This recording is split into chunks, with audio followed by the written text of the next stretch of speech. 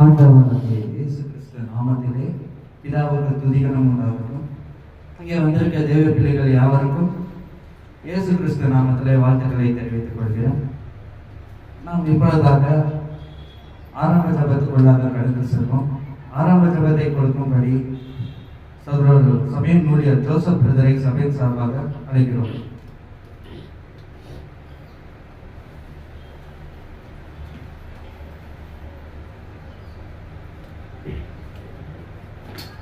நாம் அனைவரும் எழுந்து நின்று தலைகளை தாழ்த்தி ஜெபம் செய்வோம். மகா கிருபையும் இரக்கமும் நீதியும் நிறைந்த பரலோகத்தின் நல்ல தகப்பனே, இந்த அருமையான மனமகிழ்ச்சியான நாளை நீர் எங்களுக்கு தந்து எங்களை ஆசீர்வதிச்ச தயவுக்காக உமக்கு நன்றி ஏறெடுக்கிறோம் அப்பா. பிதாவே, கடந்த காலம் முழுவதுமாய் உமது கண்ணின் மணியை போல எங்களை சுகபத்திரமாக பாதுகாத்து ஒரு சேதமின்றி எங்களை ஆசீர்வதிச்ச தயவுக்காக நன்றி தகப்பனே. பிதாவே, நீ ஒருவரே மெய்யான தேவன் என்று நாங்கள் விசுவாசிக்கிறோம் அப்பா. தகப்பனே, நாங்கள் இந்த நாளிலும் ஒரு கிறிஸ்துவின் சபையாக ஒருவரை ஒருவர் முகமுகமாக காணும்படி இம்மட்டுமாய் எங்களை பலப்படுத்தி தகப்பனே எல்லாவற்றிலும் உடைய நன்மையால் முடிசூட்டினதுக்காக நன்றி தகப்பனே. இந்த ஆராதனை ஆரம்பம் முதல் முடிவு வரை எல்லாவற்றிலும் உடைய கிருபை உடைய சமாதானம் இருக்கட்டும் அப்பா. இதோ தகப்பனே, இந்த ஆராதனையில 5 அம்சங்கள் உண்டு, ஒவ்வொன்றும் விசேஷித்தமானது தகப்பனே. ஜெபமும் பாடலும் உம்முடைய செய்தியும் உம்முடைய குமாரன் கர்த்தரின் பந்தியும் காணிக்கையும் நீர் ஆசீர்வதிங்க தகப்பனே. இதோ தகப்பனே, ஆராதனைக்கு யார் யார் சீக்கிரம் வரவில்லையோ எல்லா தடைகளையும் நீக்கி அவர்கள் சீக்கிரமாக வந்து உம்மை பரிபூர்ணமாக தொழுது கொள்ளும்படியும் நீர் ஆசீர்வதிங்க தகப்பனே. எல்லாவற்றையும் உம்மை உயர்த்துகிறோம், எங்களை தாழ்த்துகிறோம். இயேசு கிறிஸ்துவின் நாமத்தில் ஜெபிக்கிறோம் ஜீவனுள்ள நல்ல பிதாவே, ஆமென். தொடர்ந்து வழி நடத்தும்படி பிரவீன் சகோதரை சபையின் சார்பாக அழைக்கிறோம்.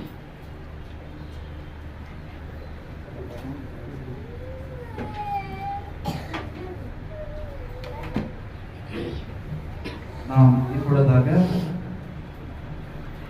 தேவனுக்காக பாடல் பாடுவோம். பாடலை வழிநடத்தும்படி திரு ராஜன் பிரதரும் ஜான் மற்றும் ஜெகன் பிரதரும் சபையின் சார்பாக அழைக்கிறோம். பாடல் நம்பர் 35வது பாடல் இயேசு ராஜா முன்னே செல்கிறார். பாடல் பாடுவோம். இயேசு ராஜா முன்னே செல்கிறார், ஓசன்னா கீதம் பாடுவோம். இயேசு ராஜா முன்னே செல்கிறார், ஓசன்னா கீதம் பாடுவோம். வேகம் சென்றிடுவோம், ஓசன்னா ஜெயமே, ஓசன்னா ஜெயமே, ஓசன்னா ஜெயம் நமக்கே என்றும், ஓசன்னா ஜெயம் நமக்கே. அல்லேலூயா துதி மகிமை என்றும், அல்லேலூயா துதி மகிமை. இயேசு ராஜா எங்கள் ராஜா என்றென்றும் போற்றிடுவோம். ஓசன்னா ஜெயமே, ஓசன்னா ஜெயமே, ஓசன்னா ஜெயம் நமக்கே என்றும், ஓசன்னா ஜெயம் நமக்கே. துன்பங்கள் சூழ்ந்து வந்தாலும், தொல்லை கஷ்டங்கள் தேடி வந்தாலும், துன்பங்கள் சூழ்ந்து வந்தாலும், தொல்லை கஷ்டங்கள் தேடி வந்தாலும், பயமும் இல்லை கலக்கமில்லை, பயமும் இல்லை கலக்கமில்லை, கர்த்தர் நம்முடனே. ஓசன்னா ஜெயமே, ஓசன்னா ஜெயமே, ஓசன்னா ஜெயம் நமக்கே ஓசன்னா ஜெயம் நமக்கே. யோர்தானின் வெள்ளம் வந்தாலும் எரிகோ கோட்டையும் எதிர்த்து நின்றாலும், யோர்தானின் வெள்ளம் வந்தாலும் எரிகோ கோட்டையும் எதிர்த்து நின்றாலும், பயமும் இல்லை கலக்கமில்லை, பயமும் இல்லை கலக்கமில்லை, மீட்பர் நம்முடனே. ஓசன்னா ஜெயமே, ஓசன்னா ஜெயமே, ஓசன்னா ஜெயம் நமக்கே. என்றும் ஓசன்னா ஜெயம் நமக்கே. அடுத்த பாடலை பாடுவோம். 160ஆம் பாடல், ஜெபம் கேட்கும் எங்கள் தேவா.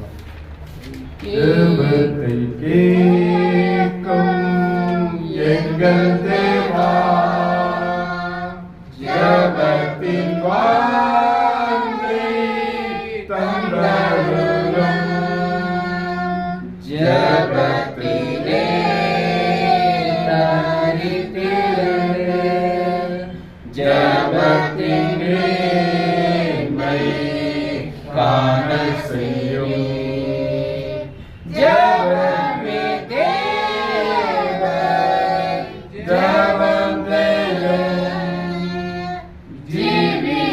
ஜீவியத்திற்கு இதுவே சேவை. ஜெபமே தேவன், ஜெபம் தேவன், ஜீவியத்திற்கு இதுவும் தேவை. ஊக்கத்துடனே ஒருமுகமாய் வாக்குத்தத்தத்தை பெற்றுக் கொண்டு நோக்கத்தை எல்லாம் நேர்மையாக்கி கேட்கும்படி கிருபை செய்யும். ஜெபமே தேவன், ஜெபம் தேவன், ஜீவியத்திற்கு இதுவும் தேவை. ஜெபமே தேவன், ஜெபம் தேவன், ஜீவியத்திற்கு இதுவும் தேவை. ஆகாத நோக்கம் சிந்தனையை ஆகட்டும் எங்கள் நெஞ்சை விட்டு, வாகன தாங்கும் மனமெல்லாம் வல்லமையோடு வேண்டிக் கொள்வோம். ஜெபமே தேவன், ஜெபம் தேவன், ஜீவியத்திற்கு இதுவும் தேவை. ஜெபமே தேவன், ஜெபம் தேவன்,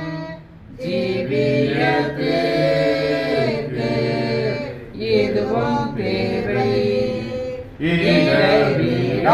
இடைவிடாமல் ஜெபம் செய்ய இடையெல்லாம் நீங்கிவிடும். சலிப்பில்லாமல் உந்தன் பாதம் கடைசி மாற்றும் காத்திருப்போம். ஜெபமே தேவன், ஜெபம் தேவன், ஜீவியத்திற்கு இதுவும் தேவை. ஜெபமே தேவன், ஜெபம் தேவன், ஜீவியத்திற்கு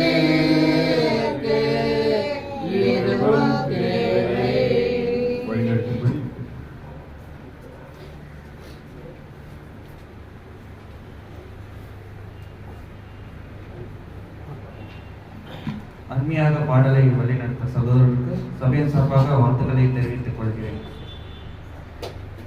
நாம் இப்பொழுதாக வேத வாசிப்புக்குள்ளாக கடந்து செல்வோம்.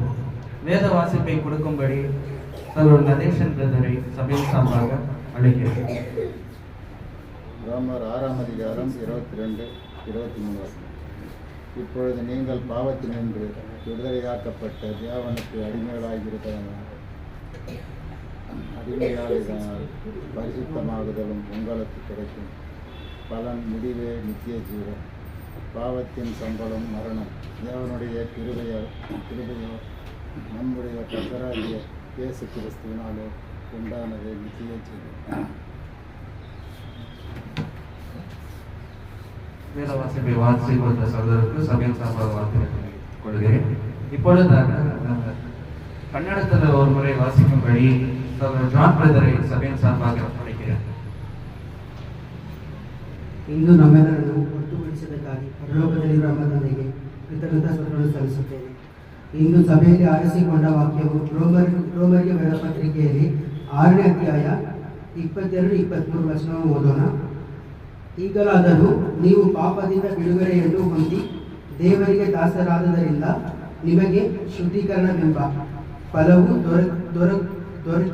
ದೊರಕಿರುವುದಲ್ಲದೆ ಅಂತ್ಯದಲ್ಲಿ ನಿತ್ಯ ಜೀವವನ್ನು ಹೊಂದಿವಿ. ಯಾಕೆಂದರೆ ಪಾಪ ಕೊಡುವ ಸಂಬಳ ಮರಣ, ದೇವರ ಕೃಪಾವರವು ನಮ್ಮ ಕರ್ತನಾದ ಯೇಸು ಕ್ರಿಸ್ತನಲ್ಲಿರುವ ನಿತ್ಯ ಜೀವವೇ ಆಗಿದೆ. ಆಮೆನ್.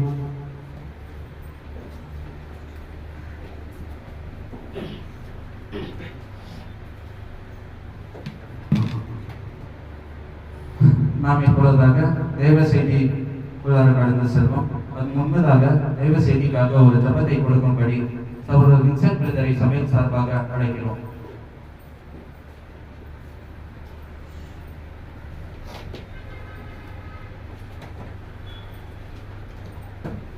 பரலோகத்தில் இருக்கிற எங்கள் பிதாவே, இந்த அருமையான வளத்தின் முதலாவதாக எங்களை ஒன்று கூடி நம்முடைய வசனத்தை தியானிக்கும்படியாக நீர் கொடுத்த கிருபைக்காக கொடான நன்றி செலுத்துகிறோம். இதோ பிதாவே, நாங்கள் ஒருமுறையாய் மட்டும் நீங்கள் கொடுக்க போகிற வேத வசனங்களை அதை கேட்டு அதன்படி நடக்கிறதாக எங்களுக்கு ஞானத்தையும் நிலையையும் அறிவும் தெரிந்த புத்தியும் கொடுத்து எங்களை ஆசிரியக்கூடியாய் ஜெபிக்கிறோம். இதெல்லாம் இயேசு கிறிஸ்துவின் நாமத்தில் ஜெபிக்கிறோம். இது நல்ல பிதாவே.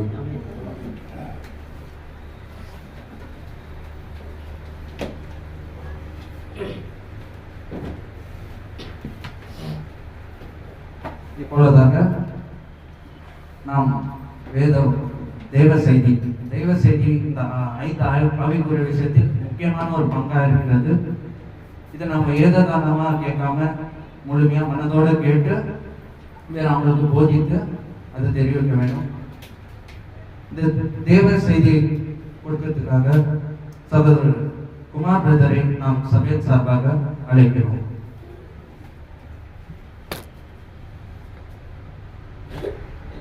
கிறிஸ்துக்குள் பிரியமான சகோதரர்கள் யாவருக்கும் வாழ்த்துதலையும் வணக்கத்தையும் தெரிவித்துக் கொள்கிறேன். எல்லோரும் சுகமா இருக்கிறீங்களா? சந்தோஷமா இருக்கிறீங்களா? கர்த்தருக்குள் சரிங்க, சந்தோஷமா இருக்கிறேன்னு நான் விசுவாசிக்கிறேன். ஏனென்றால் கிறிஸ்துக்குள்ள இருக்கிறவர்கள் எப்போதும் எப்படி இருப்பாங்க? சந்தோஷமா இருப்பாங்க. பிலிப்பியர் சொன்னாங்க, கிறிஸ்துக்குள் எப்போதும் சந்தோஷமாக இருந்தது. ஏன்னா நம்ம உலகத்தோடு என்ன பண்றது இல்லை, ஒப்பிட்டு போறதில்லை இல்லையா? அதனால உலகத்துக்குரிய கவலை நமக்கு தேவையில்லை இல்லைங்களா? இப்போ இன்றைக்கான வேத வாசிப்பானது ரோமர் எழுதின நிருபம் 6ஆம் அதிகாரம்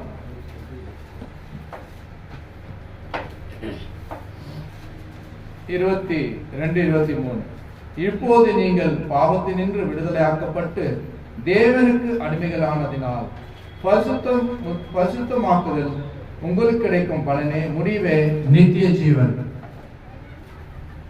இப்போ நாம என்ன சொல்றோம்னா, பாவத்திலிருந்து விடுதலை ஆக்கப்பட்ட நாம யாருக்கு அடிமையா இருக்கிறோம்? பாவத்திலிருந்து விடுதலை ஆக்கப்பட்டவர்கள் தேவனுக்கு அடிமையா இருக்கிறோம். பாவத்துக்கு அடிமையாக முடியாது. பாவத்திலிருந்து விடுதலை ஆகிறோம். இப்போ யாருக்கு அடிமையா இருக்கிறோம்? தேவனுக்கு அடிமைகளா இருக்கிறோம். அப்ப அடிமைகளா நம்மள என்ன கூத்தி வேலை வாங்குறாரா? அன்பான அடிமையில நம்மளை கட்டி போட்டு இருக்கிறார். இல்லையா? அன்பின்ற சாம்ராஜ்யத்தில் நம்மளை வைத்திருக்கார். இதுதான் அந்த அடிமைத்தனம் என்பது. சுதந்திரத்தின் பிள்ளைகள், தேவனுடைய பிள்ளைகள் எல்லாம் சுதந்திரத்து பிள்ளைகள். இப்படியாக தேவன் சொல்றார். நம்மள பாவத்திலிருந்து விடுதலை ஆக்கினார். யாரெல்லாம் ஞானஸ்நானம் பெற்றார்களோ அவங்க எல்லாம் என்ன பண்ணிருக்காங்க? பாவத்திலிருந்து விடுதலை ஆக்கப்பட்டிருக்கார். இப்போ தேவனுக்கு அடிமைப்பட்டிருக்காங்க. இப்ப நம்ம வாரத்தில் முதல் நாள் தோறும் இங்க வரணும்னா என்ன பண்ணும்? சட்டம் எப்படி இருக்கு? கட்டாயம் கூடணும். இப்பதான் நம்ம தேவன் பாவத்திலிருந்து விடுதலை ஆக்கி கொண்டு வந்திருக்கிறாரு. அப்ப அவருக்கு முதல் கட்டளை என்ன இருக்கு? வாரத்தில் முதல் நாள் தோறும் சபைக்கு வரணும், இல்லைங்களா? இப்படி ஒரு கட்டளை கொடுத்திருக்கலாம். அப்படியே வச்சுக்கோங்க. நெக்ஸ்ட் நாம இன்னைக்கு தெரிந்து கொள்ள பாடம் வந்துட்டு அது கிடையாதுங்க. இன்னைக்கு தெரிந்து கொள்ள பாடமானது சொல்றாரு, பாவத்தின் சம்பளம் மரணம். தேவனுடைய கிருபாந்தரமே நம்முடைய கர்த்தராகிய இயேசு கிறிஸ்துவின் உண்டான நித்திய ஜீவன். இன்னைக்கு நம்ம தெரிந்து கொள்ள படமான வசனம் என்னவென்றால், பாவத்தின் சம்பளம் மரணம். இந்த பாவத்தின் சம்பளம் மரணம் என்று நம்மளுக்கு என்ன ஆயிடும் தெரியுமா? எங்கெங்கே யோசனை பறந்து போயிடும். நம்ம எண்ணம், யோசனை எல்லாமே எப்படி போயிடும்? வேற விதமா போயிடும். சொல்ற பாவத்தின் சம்பளம் மரணம் சொல்லிட்டாரு. நம்ம எல்லாம் யாருமே பாவம் செய்யலையா? பாவிகளா இருக்கும் கழுவப்பட்டு ஆண்டவராக இயேசு கிறிஸ்து சொல்றார், உங்களுக்கு பரிசுத்தமாக்கி அந்த பரிசுத்தத்தின் பலனும் நித்திய ஜீவன் சொல்லிட்டார். இது பாவத்தின் சம்பளம் மரணம் சொல்றார். அவங்க நிறைய மக்கள் இடத்துல ஏன்னா பாவம் இருந்த ஒரு பயம் வந்துச்சு. மீண்டுமா ஆமா அவங்க என்ன சொல்றது, இப்போ தேவனை அறியாத மக்கள் எல்லாம் பாவிகள். தேவன் அறிந்தவர்கள் எப்படி இருக்கும்? கழுவப்பட்ட பாவிகளா இருக்கும். அவன் செய்தான் நாமளும் செய்யறோம். நம்ம கழுவப்பட்ட பாவி, அவன் கழுவாத பாவி, ஒன்னும் வைரஸ் இல்லை. நிறைய மக்கள் அப்படிதான் வாழ்ந்துட்டு இருக்கோம். தேவனுக்காக பரிசுத்தமாய் அங்க சொல்றாரு, பரிசுத்தத்தை அண்டர்லைன் பண்றார். அவர் உங்களை பாவத்திலிருந்து விடுதலை ஆக்கினாரு, அந்த பரிசுத்தத்தை நமக்கு கொடுக்கிறாரு. அதுதான் நித்திய ஜீவன் சொல்றாரு. அந்த பரிசுத்தத்துல நம்ம நிலைத்து நிக்கணும்னு சொல்றாரு. இப்ப பாவத்தின் சம்பளம் மரணம் சொல்லிட்டா எதெல்லாம் பாவம்? நான் உங்களுக்கு இன்றைக்கு 3 தரமான பாவத்தை காட்டுறேன். வேதத்துல இருந்துங்க நான் சொந்தமா எதுவும் என்ன பண்ண முடியாது, எடுத்து ஜோடிக்க முடியாது. வேதத்துல இருந்து 3 விதமான பாவங்களை நம்ம தெரிஞ்சுக்கலாம். இன்னும் நிறைய வார்த்தைகள் இதுக்குள்ள பாவத்தின் காரியங்களை வெளிப்பட்டிருக்கும். நாம இன்றைக்கு 3 காரியங்களை தெரிந்து கொள்ளலாம். பாவம்னா நம்ம எப்படி நினைக்கிறோம்? இங்க கூடிக்கிறவங்கலாம் ஒருத்தனை கொலை பண்ணிட்டா பாவி, அவன் பெரிய பாவம் செஞ்சிட்டான் அப்படிதான் நினைக்கிறோம். அது ஒரு விதமான பாவம். விபச்சாரம் பண்ணிட்டா அது பெரிய பாவம், அதுவும் பாவம் தான், இல்லைன்னு சொல்ல, இல்லைங்களா? அப்ப மற்றவங்களோட சொத்தை அபகரிச்சுட்டா அதுவும் பாவம், அப்படிதான் நினைக்கிறோம். தேவன் எப்படி சொல்றாருன்னா, பாவம் என்றாலே தேவனுடைய வார்த்தையை மீறதே பாவம் தான். இப்ப நம்ம நினைச்சுக்கிறோம் இதெல்லாம் பெரிய பெரிய பாவம் அப்படின்னு. நம்ம என்ன நினைச்சுக்கிறோம், ஒரு சின்ன சின்ன பாவம், சபைக்கு வராதுங்கிறது ஒன்றும் தப்பு இல்லை. என்னுடைய சூழ்நிலை தேவன் தெரியும். அப்ப தேவனுடைய வார்த்தையை மீறது பாவம் சொல்றே. ஆதியாகத்துல அவன் என்ன பண்ணாங்க? தேவனுடைய வார்த்தையை மீறினாங்க, பாவம். தேவனுடைய வார்த்தையை மீறதே பாவம் தான். இதெல்லாம் பாவம் இல்லை, இதுதான் சின்ன சின்ன விஷயம் எல்லாம் பாவம் இல்லை அப்படின்னு நினைக்காதீங்க. பாவம்னா பாவம் தான். எல்லாமே பாவ கணக்குல போய் சேரும். தேவனுடைய வார்த்தையை மீறுகிறது பாவம். நம்ம கொலை பண்ணிட்டா, என்ன சொல்றது, ஒருத்தரோட சொத்தை அபகரிச்சுட்டா, விபச்சாரம் பண்ணிட்டா பெரிய பெரிய தப்பு, இதுதான் பாவம், இதுக்குதான் தண்டனை கொடுப்பாரு. நம்ம சின்ன சின்னதா என்ன வாட்டிக்கலாம், பொல்லாப்பு செய்யலாம், அதெல்லாம் சின்ன சின்ன தப்பு, அதுக்கெல்லாம் என்ன பண்ணுவாரு? மன்னிப்பு கொடுப்பாரு. அப்படியெல்லாம் நம்ம நினைக்க கூடாது. தேவன் சொல்றாரு எல்லாமே பாவம் தான், எல்லாமே பாவம் தான். இப்ப நாங்க என்ன சொல்றேன், ஒரு பிட் பாக்கெட் அடிச்சுட்டேன், அந்த பிட் பாக்கெட் அடிச்சுட்டா இது பாவம் இல்லை, எனக்காக சின்னது, தப்பா இல்லையா? கேள்வி, தப்பா இல்லையா? தேவனுடைய சமூகத்துல போயிட்டு அந்த ஜட்ஜ்மெண்ட்ல என்ன தெரியுமா பண்ணுவாரு? 2 வார்த்தை கேட்பார். நம்மளுக்கு ஆர்குமெண்ட்ஸ்க்கு டைம் இல்ல. அவர் ஆர்குமெண்ட்ஸ் பண்றதுக்கு கேட்க மாட்டாரு. கடவுள்கிட்ட இருந்து வரதெல்லாம் ஒன் வே. அவர் பேசுவார், நீ கேட்கணும், அவ்வளவுதான். செஞ்சியா இல்லையா, அது குற்றமா இல்லையான்னு அப்புறம் பதில். அதுக்கு நான் என்ன பண்ண, பிப்பை கட்டாச்சே இல்லையா, ஆமா ஆண்டவர், அவ்வளவுதான், முடிஞ்சது. ரெண்டே கொஸ்டின் தான் நீ பதில் சொன்ன. இல்ல ஆண்டவர், அதுக்கெல்லாம் டைம் இல்ல. Yes or no. என்ன சொல்ற, எஸ் ஆர் நோ, ஆமாவா இல்லையா, கேள்வி அதான். நான் என் வயிற்றுக்காக திருடினேன், மற்ற ஹாஸ்பிட்டலுக்கு, அதெல்லாம் கேள்வி இல்லை. திருடினியா இல்லையா, அதான் கேள்வி. அதான் தேவன் கேட்கிற கேள்விக்கு நம்ம பதில் சொல்லணும். ஆமா ஆண்டவர், போப்பா, போயிடு வெளியே, அவ்வளவுதான், முடிஞ்சது. நரகத்துக்கு என்ன பண்ணா, எழுது போக போயிடு. நாம எல்லாமே ரெடியா இருக்கணும். பாவம் செஞ்சோமா, அதற்காக தேவனிடத்துல பரிந்து பேசிட்டு இருக்காரு ஆண்டவராகிய இயேசு கிறிஸ்து. நமக்காக பரிந்து பேசிக்கணும் இருக்காரு. அப்போ ரோமர் புத்தகத்துல அதான் சொல்லிட்டு வர்றாரு. அப்போ தேவன் பரிந்து பேசுகிறார், கிருபையின் காரணம் பாவம் செய்யலாமா, கூடாதே, செய்யக்கூடாதே சொல்றாரு. நான் பரிந்து பேசுன்னு சொல்லிட்டு நம்ம தொடர்ந்து பாவம் செஞ்சுக்கிட்டே இருக்கலாமா? தப்புன்னு தெரிஞ்சிச்சுல நமக்கு, நம்ம திரும்பி வரணுமா இல்லையா? திரும்பணுங்க, தான் சொல்றேன். பாவத்தின் சம்பளம் மரணம். இப்ப பாவத்தின் சம்பளம் 3 வகையா நம்ம என்ன பண்றோம் பார்க்கலாம். பாருங்க, உதாரணத்தை நான் உங்களுக்கு வேதத்திலிருந்து வெளிப்படுத்த காமிக்கிறேன். லூக்கா எழுதின நிருபம் 22ஆம் அதிகாரம்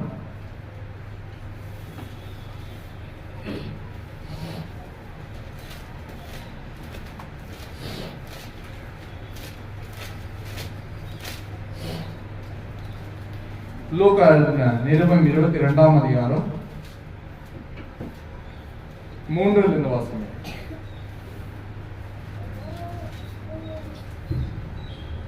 அப்போது 12 ஒருவனாகிய யூதாஸ் காரியத் என்னும் பெயர் கொண்ட யூதாசுக்குள் சாத்தான் புகுந்தான். அவன் பிரதான ஆசிரியரிடத்தில் சோதனை தலைவனிடத்தில் போய் அவரை காட்டிக் கொடுக்கும்படி அவரை குறித்து அவர்களுடனே ஆலோசனை பண்ணினான். இங்க என்ன சொல்றாங்கன்னா, இப்போ யூதாஸ் காரியத்து 12 ஆண்டவராகிய இயேசு கிறிஸ்துக்குள்ள 12 பேர் என்ன பண்றாங்க, சீஷரா இருக்கிறாங்க. ஏன் இவரு ஆண்டவராகிய இயேசு கிறிஸ்து காட்டி கொடுக்க வகை தேடினார்? அவர் நல்லா தான் இருந்தார், பணப்பை அவர் கையில தான் இருந்துச்சு. அவர் யாரு, யூதாஸ். பணப்பை அவர்கிட்ட தான் இருந்துச்சு. இந்த என்ன சொல்றது, கணக்கு வழக்கு போக்குவரத்து எல்லாம் அவர் தான் பார்த்துட்டு இருந்தார், காணிக்கையெல்லாம் அவர் தான் பார்த்துட்டு இருந்தார், அவர்கிட்ட இருந்தது. இப்ப ஆண்டவராகிய இயேசு கிறிஸ்து என்ன சொல்றாரு, அவர் மரித்து உயிர்த்தெழுத குறித்து அந்த சீஷர்களுக்கு சொல்றாரு. அப்ப இவருக்கு என்ன தாட் ஆயிடுச்சு, இப்ப இவரே ஆண்டவரே மறிக்க போறாருன்னா நமக்கு நெக்ஸ்ட் என்ன இல்ல, இன்கம் எதுவும் சோர்ஸ் இல்லையா, அவரே மறிக்க போறாரு, கூட இருக்கிற ஆண்டவரே மறிக்க போறாரு, இப்ப என்ன பண்ணலாம்? அப்படி அவருக்குள்ள ஒரு மனதில் வந்த பிறகு பிசாசாதான் பார்த்துட்டு இருப்பான், யாருக்குள்ள என்ன வீக்னஸ் இருக்கு அதை அவன் எதிராளி உன் பக்கத்துலயே நின்றுட்டு இருப்பான். பிசாசானவன் எதிராளி அவன் எந்த விஷயத்துல வீக்னஸா இருக்கும் அவன் பார்த்துனே இருப்பான். ஒரு மனுஷன் எந்த விஷயத்துல பலவீனமா இருக்கிறான் அந்த பலவீனத்தை கொண்டு அவன் என்ன பண்ணுவான், அவனுக்குள்ள போயிருந்துருவான். இப்போ லூக்கா இந்த சுவிசேஷத்தை ஏன் சொல்றேன்னா பாருங்க, கரெக்டா 3 சொல்றாரு, சாத்தான் என்ன பண்றான், யூதாசுக்குள் புகுந்தான். இதுக்கு முன்னால இல்லைங்க, இதுக்கு முன்னால அவருக்கு அந்த மாதிரி தாட் இல்ல, இந்த மாதிரி ஐடியாவே இல்ல. பிசாசு எப்போ அவருக்குள்ள புகுந்தானோ அவன் என்ன பண்ணான், காட்டி கொடுக்க வகை தரான். போய் என்ன பண்றான், அந்த சேவகர் தலைவர் இடத்துல போயிட்டு சங்க தலைவர்கிட்ட போய் பேசுறான். என்னன்னு, அவரை காட்டி கொடுத்தா எனக்கு என்ன கொடுப்பீங்க, அவரை காட்டி கொடுத்தா எனக்கு என்ன கொடுக்குறீங்க சொல்ற பாருங்க, அவரை காட்டி கொடுத்தா எனக்கு என்ன கொடுப்பீங்க. இப்ப யூதாசுக்குள்ள சாத்தான் புகுந்தான். ஏன், அவனுக்குள்ள அந்த தாட் இருந்தது, அவனுக்குள்ள அப்படிப்பட்ட எண்ணம் இருந்தது. நமக்கு என்ன சொல்றது, நமக்கு முற்றிலும் பார்க்கிறவரே மறிக்க போறாரு, இப்ப நாம என்ன பண்றது, என்ன செய்யணும் இப்ப நான், அப்படி எண்ணம் அவனுக்குள்ள வந்தது. அப்ப அந்த பிசாசு அந்த காரியத்தை என்ன பண்ணிக்கணும், பயன்படுத்திக்கணும். எப்போ அவனுக்குள்ள ஒரு பேட் வைப்ரேஷன் வந்துச்சோ அப்போ பிசாசு இவன் நம்ம பேச்சை கேட்பான், இவன் நம்ம பேச்சை கேட்பான். பிசாசு அவனுக்குள்ள புகழ்ந்தான். அவர் என்ன பண்ணாரு, 5 வாசிங்க.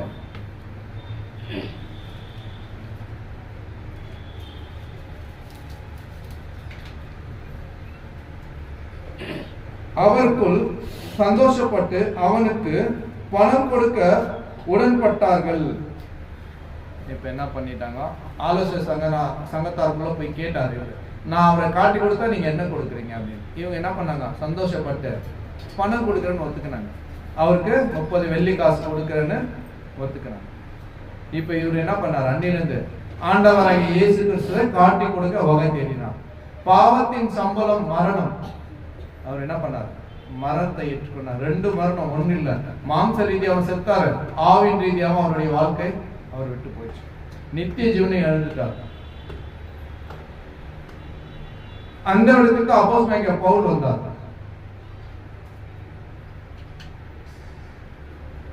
பாருங்க எப்படி சொல்றார். யூதாஸ் காரியத்து தனக்குள்ள பிசாசு புகுந்த பிறகுதான் என்ன பண்ணான், ஆண்டவராகிய இயேசு காட்டி கொடுத்தார். அவன் என்ன, 2 ஜீவனை எழுந்துட்டாங்க, 2 ஜீவனை எழுந்துட்டான். மாம்சத்துக்குரிய ஜீவனையும் எழுந்துட்டான், ஆவிக்குரிய வாழ்க்கையும் எழுந்துட்டான்.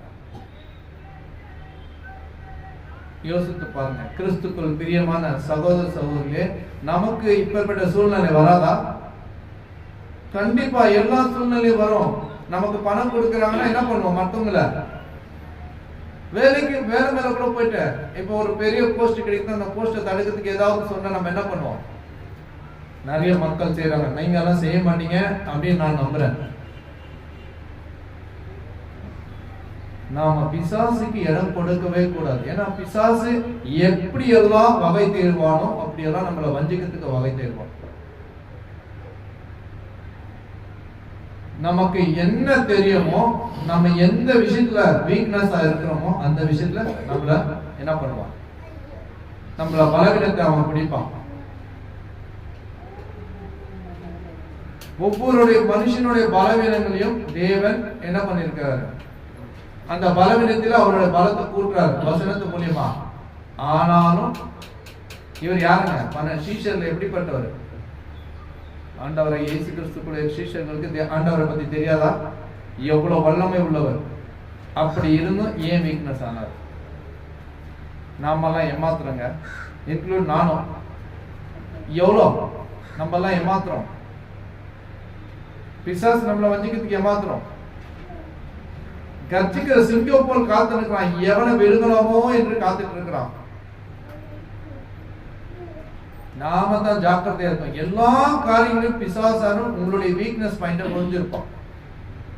நீங்க எதுல வீக்கோ அதுல உங்ககிட்ட வருவான், உங்களை தடை செஞ்சுக்கினே இருப்பான். இத கொஞ்சத்துல போயிடலாம், இது அப்படி போயிடலாம், இன்னைக்கு தெரிஞ்சிடலாம். ஆனா நம்ம எல்லாம் என்ன பண்ணிக்க, கிறிஸ்துக்குள்ள இருக்கிறோம். மற்றவங்களை பத்தி அவனுக்கு கவலை இல்லைங்க, ஆல்ரெடி அவன் பிசாசுக்குள்ள தாக்குறான். அவங்கள பத்தி அவன் கவலைப்பட மாட்டான்.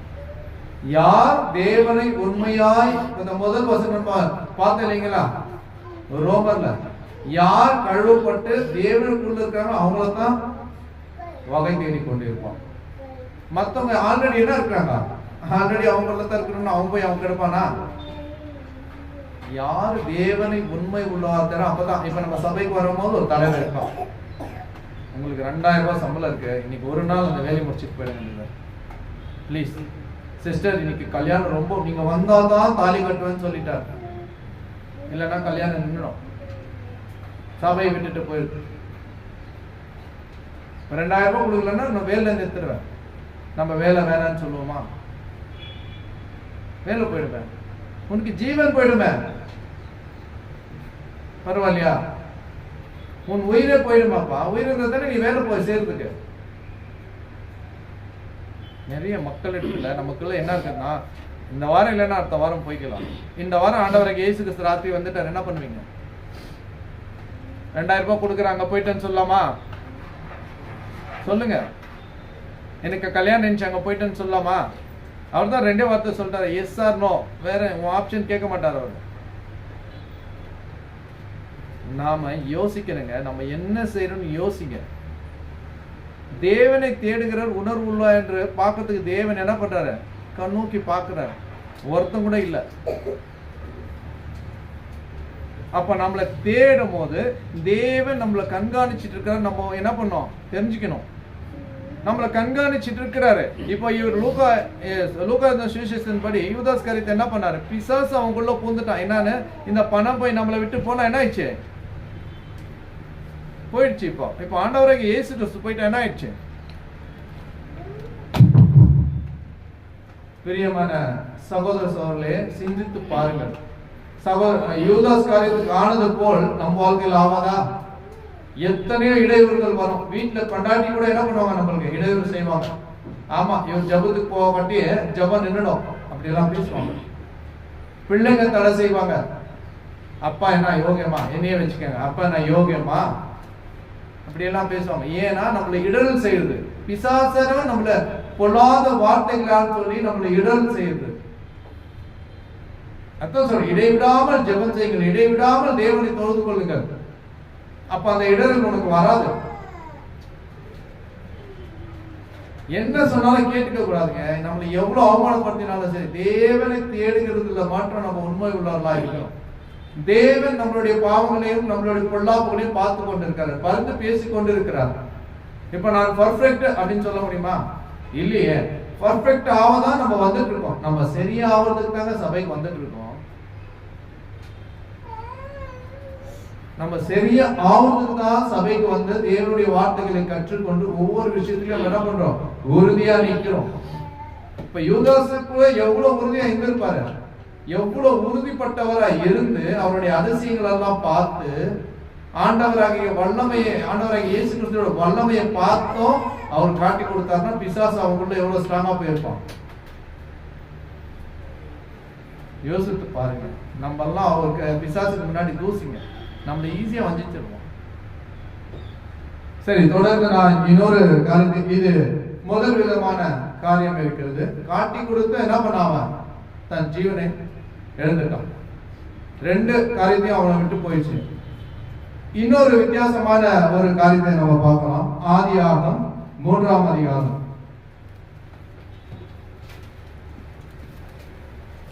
ஆதியாகமம் 3ஆம் அதிகாரம்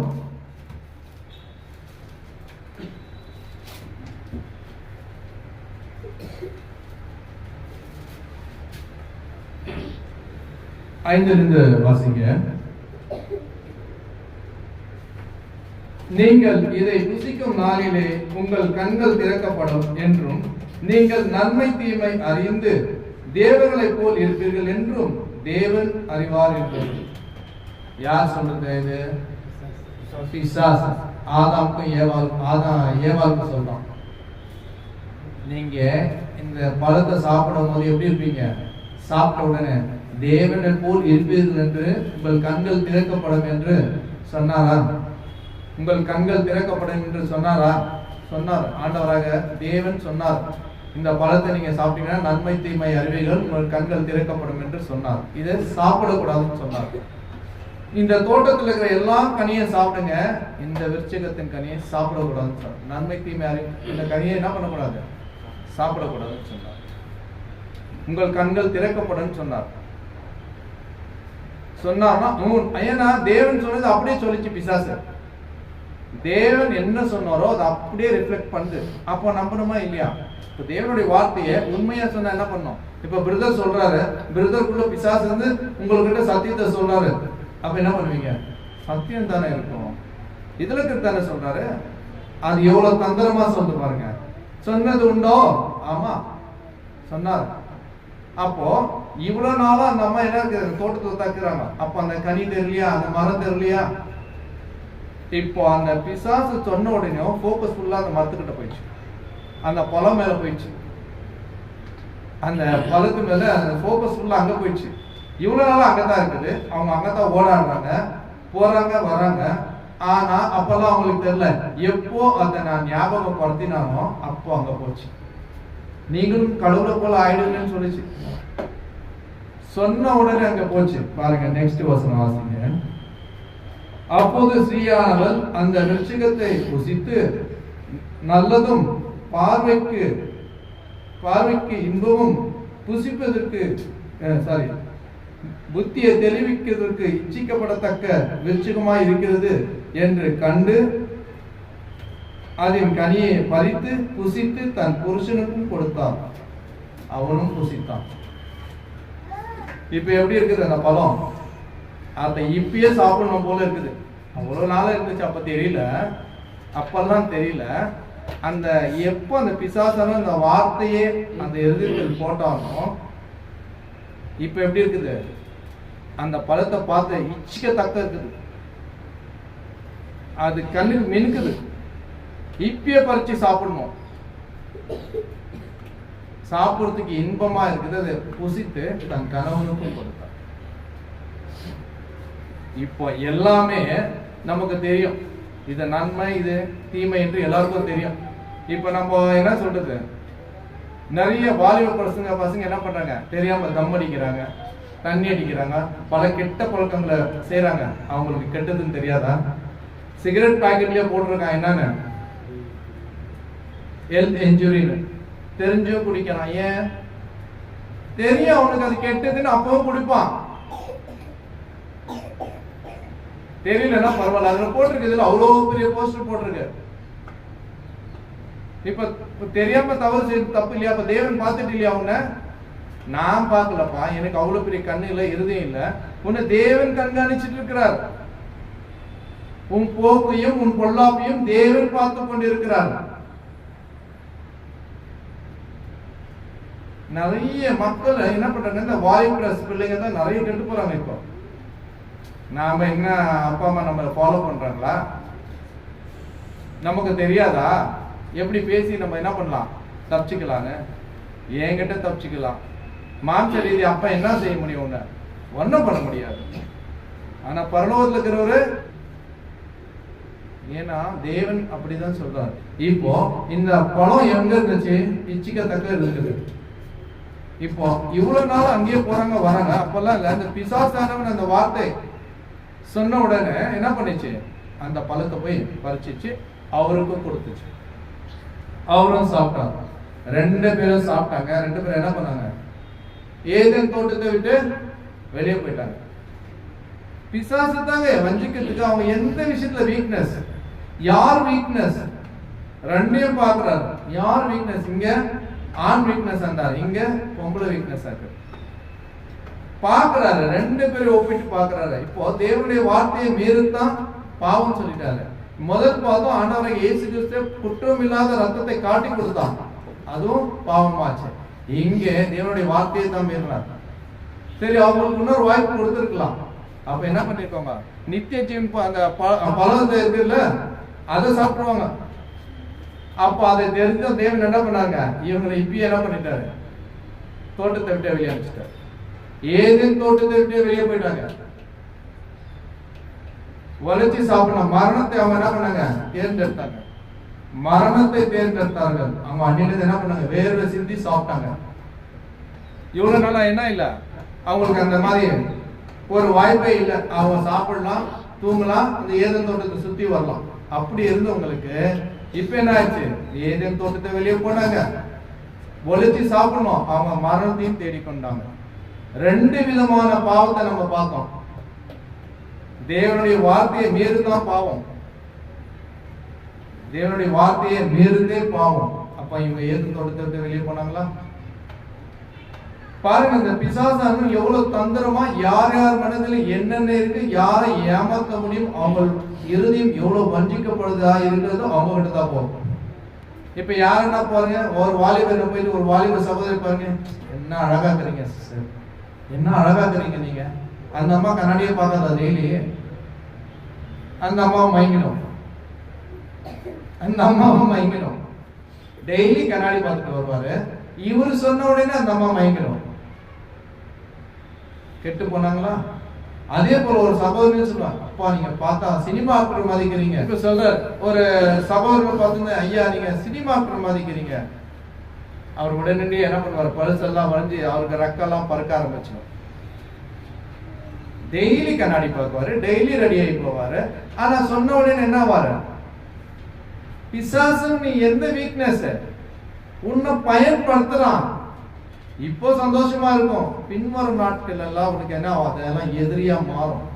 நீ செஞ்சது அத்தனையும் உனக்கு என்ன ஆகும், அந்த வில்லுல இருந்து வரும் அம்பு பாத்தீங்களா, இப்படி மெதுவா வருமா, நம்ம பிடிக்கிற அளவுக்கு வருமா, குத்துச்சுன்னு வச்சுக்கோ கண்ணாமண்ணான்னு அடிக்கும். அது எப்படி வந்து எழுத்துலயோ தலையிலையோ எங்க வேணா போய் போறோம். அப்படி நீ செய்கிற செயல் ஒவ்வொன்றும் உனக்கு ரிட்டர்னா வரும். ஒவ்வொரு செயலும் உனக்கு ரிட்டர்னா கண்டிப்பா வரும். இப்ப தேவன் அப்படிதான் நம்மளுக்கு சொல்றாரு, உங்களோட பாவத்தை நீங்க பாருங்க. உன்னை பிசாசானவன் எப்படியாவது வஞ்சிக்க என்ன பண்ணுவான், உன்னை வகை தேடுவான். உன்னை எந்த விதத்துல என்ன பண்ணுவான், வகை தேடுவான். எப்படி உங்ககிட்ட என்ன பேலன்ஸ்ல நீங்க என்ன வீக்னஸ் இருக்கிறீங்க அதை தான் பயன்படுத்துவான். ஒருத்தர் சாப்பிடுறதுல வீக்னஸ் என்ன பண்ணுவான், வாங்க சாப்பிடுங்க, நல்லா சாப்பிட வச்சு அவரு நல்லா வேலை வாங்குவார் இல்லையா. அவருக்கு என்ன இல்லை, அவருக்கு நல்லா எனக்கு சாப்பாடு கொடுத்தாரு, அந்த வேலையை பத்தி அவர் கவலைப்படல.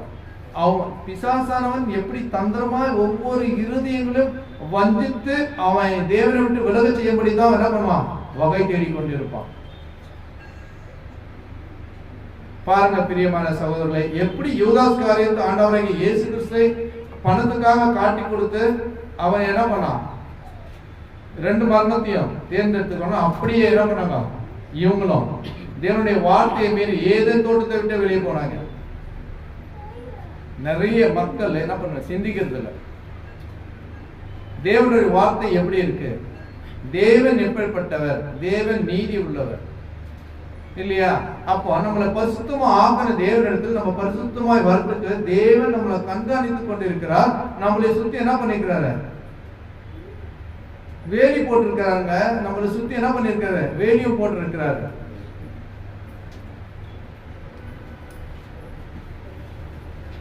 நம்மளை சுத்தி என்ன பண்ணிருக்காரு, வேலி அடிச்சிருக்கிறேன்னு சொல்றாரு.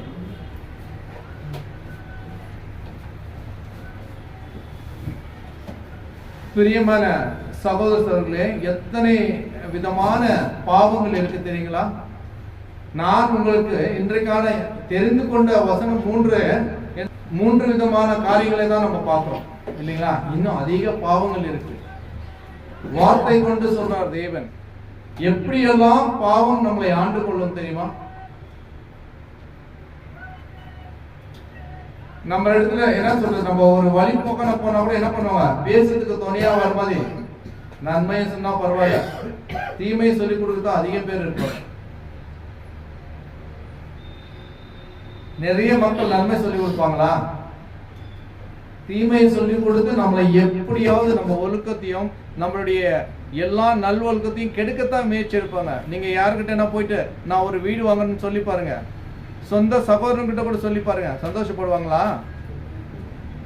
முன்னாடி சொல்லுவாங்க, ஐயோ நான் என்ன பண்றேன் உங்களுக்காக ஜெபம் பண்ணிக்கிறேன் நீங்க போங்கன்னு. ஜெபம் கூட பண்ண மாட்டாரு. சந்தோஷப்படுவாங்களா. நீங்க ஒரு வேலை எனக்கு ப்ரொமோஷன் கிடைக்குதுன்னு சொல்லுங்க, சந்தோஷப்படுவாங்களா. அவங்க முன்னாடி சொல்லுவாங்க, ஐயோ ரொம்ப சந்தோஷம். மனசுக்குள்ள என்ன பண்ணுவாங்க, நிந்திப்பாங்க. நாம எந்த காரியம் தேவன் கிட்ட வைங்க, உங்க பெற்றோர்கிட்ட வைங்க,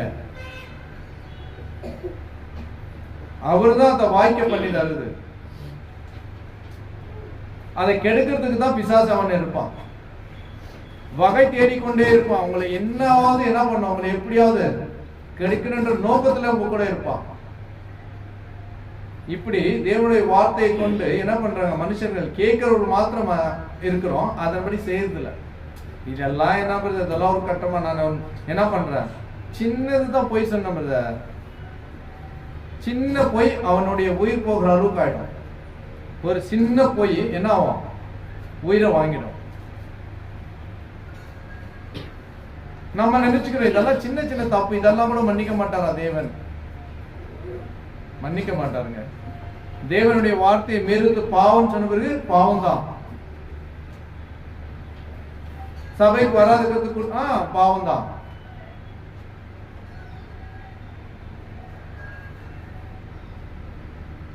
என்ன பண்ணுது, இதெல்லாம் ஒரு சின்ன சின்ன தப்பு தானே.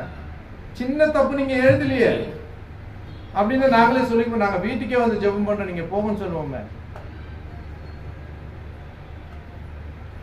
தேவன் சொல்றார் பாவத்தின் சம்பளம் மரணம். அப்ப பாவத்தின் சம்பளத்தை நம்ம வாங்க கூடாதுங்க, இந்த சம்பளமா கொடுக்குறேன்றார். இப்ப நான் இந்த பாவத்தின் சம்பளம் ஏன் சொல்றேன்னா, நம்ம செய்யற பாவங்கள் எல்லாம் கணக்குல எழுதி வச்சு என்ன பண்றாரு, சம்பளமா கொடுக்குறேன் உங்களுக்கு. இப்போ இன்னைக்கு செஞ்ச பாவத்துக்கு இன்னைக்கு தண்டனை கொடுத்துட்டு என்ன ஆயிடும், அன்னைக்கே சரியாயிடுச்சு, மறாவது நாள் நீ என்ன பண்ணுவ, புதிதாக்கப்படுவே. மோசையின் காலகட்டத்தில் அப்படிதான் இருந்தது. அன்றைக்கே பாவத்துக்கு பல்லுக்கு பல் கண்ணுக்கு கண்ணு, என்ன உன் பல்ல உடிச்சுட்டு அவன் பல்ல நீ திரும்ப உடிச்சிட்ட, சரியா போச்சு. இப்ப அப்படி இல்லை, எழுதுறாரு சம்பளம் உனக்கு. சம்பளம் பெருசா கூலி பெருசா? கூலி அன்னைக்கு நல்லா இருந்துச்சு, சம்பளம் என்ன ஆயிடுச்சு, பெருசாயிடுச்சு. பாவத்தின் சம்பளம் மரணமா மாறுது. சேர்த்து வைக்கிறார், சேர்த்து வச்சு வட்டி முதல் எல்லாம் சேர்த்து உங்களுக்கு தரேன்றார்.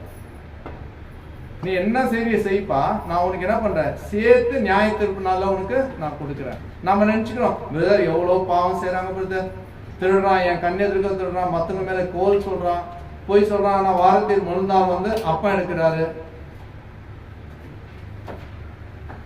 விபச்சாரம் செய்யறாரு, திருடுறாரு, அப்படி எல்லாம் எழுதி வைக்கிறாருங்க.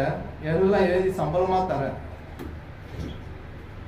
நீ என்ன பண்ணாத, அதை பத்தி கவலைப்படாத. இப்ப மூன்றாவது ஒரு காரியத்தை பார்க்கலாம். 2 பேதுரு 2ஆம் அதிகாரம்.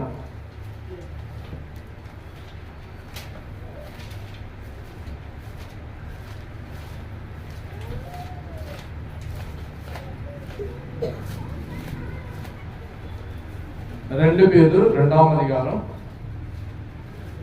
4ஆம் வசனத்தை இப்போ மூன்றாவது ஒரு காரியத்தை பார்க்கலாம். பாவம் செய்த தேவ தூதர்களையும் தேவன் தப்ப விடாமல் அந்தகார சங்கிலினால் கட்டி நரகத்தில தள்ளி நியாய தீர்ப்புக்கென்று வைக்கப்பட்டிருக்கிறார், ஒப்பு கொடுத்திருக்கிறது. தேவ தூதர்கள் கூட விடலங்க. தேவ தூதர்கள் பாவம் செஞ்சாங்கன்னு தெரியுமா, அவங்கள கூட விடல தேவன். தேவ தூதர்கள் அவர்களை கூட தேவன் விடல. பாவம் செய்த தேவ தூதர்கள் கூட என்ன பண்ணிக்கிறாரு, சங்கிலினால கட்டி அந்தகார இதுல வச்சிருக்காரு. எதற்கு, நியாய தீர்ப்பு. இப்ப சொன்ன சம்பளம் அதுக்கு வச்சிருக்கிறார். தேவ தூதர்களே உள்ளனா, தேவ தூதர்கள் எப்பேற்பட்டவர்கள், தேவனுடைய வேலை செய்வர்கள். அவங்களே பாவம் செஞ்சாங்கன்னு என்ன பண்ணிக்கிறாரு, அந்தகார சங்கிலியில் போட்டு கட்டி வச்சிருக்கிறார் நியாய தீர்ப்பு நாளுக்கு. அப்ப சம்பளம் வந்துச்சா? இங்க யோசித்து பாருங்க. இப்ப சம்பளம் வந்துச்சா கணக்குல? நியாய தீர்ப்பு நாளைக்குன்னு தேவ தூதர்ல கூட அவர் உள்ள ஏன் வேலை செய்யறவங்க தானே அவங்கள மன்னிச்சா என்ன? அப்படி எல்லாம் கிடைக்காது. தேவனிடத்துல பச்சை பாதம் எதிர்பார்க்காதீங்க, அது மட்டும் எதிர்பார்க்காதீங்க. நான் இவ்வளோ நன்மை செய்த, குமார் பிரதர் என்ன பண்றாரு, இவ்வளோ உபதேசம் பண்றாரு, நிறைய ஊழியக்காரர் நிறைய ஆத்மாவை சேர்க்கிறாரு, இவர் சின்ன தப்பை மன்னிச்சிருவாரு, கனவு கூட காணாதீங்கன்றாரு. அந்த பேச்சை கூட எடுக்காத. நீ வேணா சத்தியத்தை சொல்லு, ஆனா நீ என்ன பண்ண மாட்ட, அங்க போக மாட்ட. நீ சொல்லுப்பா, ஆனா நீ போக முடியாது. உன் கணக்கு எழுதப்படுது. தேவ தூதர்களே விட்டு வைக்கலன்னா நம்மளால விட்டு வைக்குவாரா? பாருங்க, பாவம் செய்த தேவ தூதர்களை கூட விடலன்றார். நான் பாவம் செய்த தேவ தூதர்களை கூட நான் விட்டு வைக்காம என்ன பண்ணிக்கிறேன், அந்தகார சங்கிலியில போட்டு அவங்களை கட்டி வச்சிருக்கேன். நியாய தீர்ப்பு நாளைக்கு அவங்க என்ன பண்ணிக்க, ஒப்பு கொடுப்பேன்.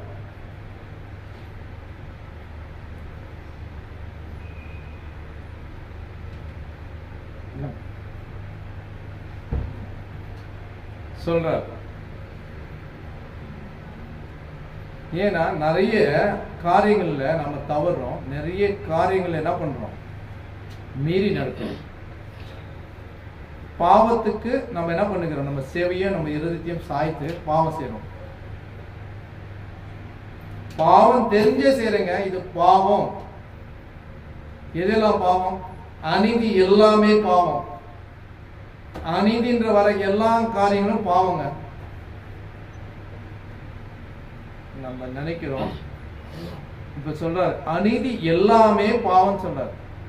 இப்ப இத பார்த்தோம். இப்ப மூன்றாவது ஒரு காரியத்தை நம்ம பாருங்க, வாசிங்க. யாக்கோபு 4ஆம் அதிகாரம் பக்கத்திலே இருக்கு.